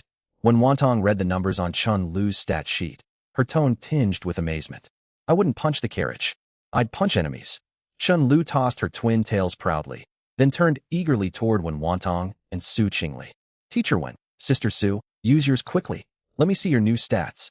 When Wantong shook her head with a smile and activated her enhanced alchemy card. Spirit Power. Spirit +1. Daily critical boost chance consumed. Trigger favorability critical strike. Critical multiplier range. 162. Current multiplier rolled. 25x. Spirit plus 25. Spirit. 126151. When Wantong closed her eyes to sense the change, then slowly opened them. Behind her glasses, her eyes seemed brighter. 150. 1 Spirit Power. Her voice stayed gentle, yet undisguised joy lingered in her tone. The power of Airshot should have risen another tier. When Wantong raised her right hand, curling her index finger like a pistol, the air around her fingertip visibly warped for a split second before settling back to normal. Teacher, when's Airshot could punch straight through armored vehicles now, right? Chun Lu leaned forward, staring at When Wantong's fingertip, eyes full of admiration. I haven't tested it yet, so I can't be certain. Theoretically speaking, an air compression blast at this spirit power level should exceed ordinary anti-material rifles in penetration. When Wantong lowered her hand, maintaining her rigorous, academic tone, anti-material rifles, those can shoot through tanks. Chun Lu raised her voice slightly. More or less. When Wantong nodded with a smile. Incredible. Your turn, Sister Su. Chun Lu turned to Su Qingli, her twin tails swinging with anticipation. Under the gaze of the other two, Su Qingli calmly activated her enhanced alchemy card. Spirit Power. Spirit +1. Daily critical boost chance consumed. Trigger favorability critical strike. Critical multiplier range. 153. Current multiplier rolled. 20x. Spirit +20. Spirit. 100. The silver sword essence within her dantian trembled. The light wrapping the sword blazed the instant spirit power flooded into it, illuminating the space inside her dantian like daylight. Su Qingli could clearly feel her connection to her flying sword growing tighter. The silver light swirling across the iron sword floating beside her sped up noticeably. 120 Spirit Power. Su Qingli swept a hand through the air, displaying her updated stat sheet for everyone. Sister Su's Spirit Power is a little lower than Teacher Wen's, but you have the S-Rank talent Sword Heart Clarity. Your sword power doubles, and you wield a flying sword. Your combat strength must be even stronger. Chun Lu counted on her fingers, looking utterly convinced. A faint smile tugged at Su Qingli's lips, and she gently patted Chun Lu's head. You certainly know what to say. Now that the three girls had finished upgrading, Lin Mu picked up an enhanced alchemy card. Chun Lu moved over to sit beside him, adjusting her posture to lean comfortably against him. I'm ready, senior. She tilted her head upward, the back of her head brushing his chin, her eyes sparkling with expectation. Ready for what? Lin Mu laughed helplessly. Ready to help you trigger critical strikes. My favorability is 67, so the multiplier can go all the way to 67 times. Chun Lu said confidently, tapping the arm wrapped around her waist. Watching Chun Lu proudly act as his critical strike support, When Wantong could not help giggling behind her hand. Su Qingli picked up her teacup and took a sip, her gaze resting calmly on the pair. Very well, let's begin. Lin Mu activated his first enhanced alchemy card. Use enhanced alchemy card? Yes/no. He chose yes. Enhanced alchemy card successfully used. Please select attribute to enhance. Strength. Lin Mu did not hesitate. Strength +1. Trigger favorability critical strike. Current bonded contact target. Chun Lu. Favorability 67. Current multiplier rolled. 30x. Strength +30. Strength. 1599. Warm energy flowed out of the card and spread across Lin Mu's body. He felt his muscle fibers tremble subtly, and his bone density strengthen. He felt like steel being reforged, every part of him growing denser and tougher. He clenched his fist, and crisp popping sounds echoed from his knuckles. 189 strength. With Azura blessing doubling it, that's 378. A single punch could probably blast through an entire floor of the Ironspine City Council building. When Wantong adjusted her glasses, analyzing the numbers with academic focus. We already broke down the council building's front door once. Su Qingli added quietly. That was just the door. Teacher Wen means the whole building. Chun Lu twisted around and gestured broadly in front of Su Qingli to emphasize her point. Keep going. Lin Mu wasted no time and picked up a second enhanced alchemy card. Agility. Agility +1. Trigger favorability critical strike. Current bonded contact target. Chun Lu. Favorability 67. Current multiplier rolled. 38x. Agility +38. Agility. 14482. 182 agility. When you run now, hovercars won't stand a chance keeping up. Chun Lu called out the new stat. Hovercars use thrusters, They have no exhaust. Su Qingli corrected her softly. Then they can't even catch sight of your shadow. Same idea. Next, Constitution. Chen Lu waved the comment aside. Lin Mu picked up the third card. Constitution. Constitution +1. Trigger favorability critical strike. Current bonded contact target. Chen Lu, favorability 67. Current multiplier rolled. 40x. Constitution +40. Constitution. 167207. 40 times multiplier. 207 Constitution. It crossed 200. Chen Lu gasped the moment she finished reading. She poked Lin Mu's arm. To the touch, it felt warm and solid, seemingly ordinary. Yet she knew beneath that surface lay defenses capable of blocking heavy machine gun rounds. 207 Constitution. Once doubled by a Jura blessing, that reaches 414. At this value, armor, piercing rounds might not even pierce your skin. When Wantong's eyes widened with awe, we can test that sometime. Lin Mu rolled his shoulders, faint creaks coming from his joints. Last one. Spirit power. Spirit +1. Trigger favorability critical strike. Current bonded contact target. Chen Lu, favorability 67. Current multiplier rolled. 36x. Spirit +36. Spirit. 158194 after using 4 enhanced alchemy cards. Lin Mu's brand. New stat sheet appeared. Player. Lin Mu. Level. LV.36. Strength. 189. Agility. 182. Constitution. 207. Spirit. 194. Talent. Critical gift SSS. Rank. Skill. Air Cannon C. Rank. Azura Power. 46. Chen Lu stared at the long list of numbers, her eyes wide. She glanced between the stat sheet, her own slender arms, and Lin Mu repeatedly. Finally, she hugged his waist tightly and pressed her face against his chest. Senior, this is ridiculous. I thought I'd grown stronger, but after 4 cards, you've pulled so far ahead it's like I'm on another planet. Her voice was muffled, yet free of jealousy or disappointment, filled instead with excitement and pride. You're only level 23, and I'm level 36. Our base stats were already far apart. Lin Mu stroked her hair. The gap is way too big. Your strength is 189 while mine is 104, almost double. I need to level up faster. I can't let you get too far ahead. Chen Lu lifted her head from his chest, her twin tails falling over his shoulders, fire burning in her eyes. You're already extremely powerful. There aren't many level 23 players in the whole of District 67. When Wantong tried to comfort her, it's not enough. We'll face the strongest teams from 99 other districts in the 100 District Championship. Who knows what monstrous opponents we'll meet. Chen Lu jumped away from Lin Mu and planted her hands on her hips. I have to keep pushing myself.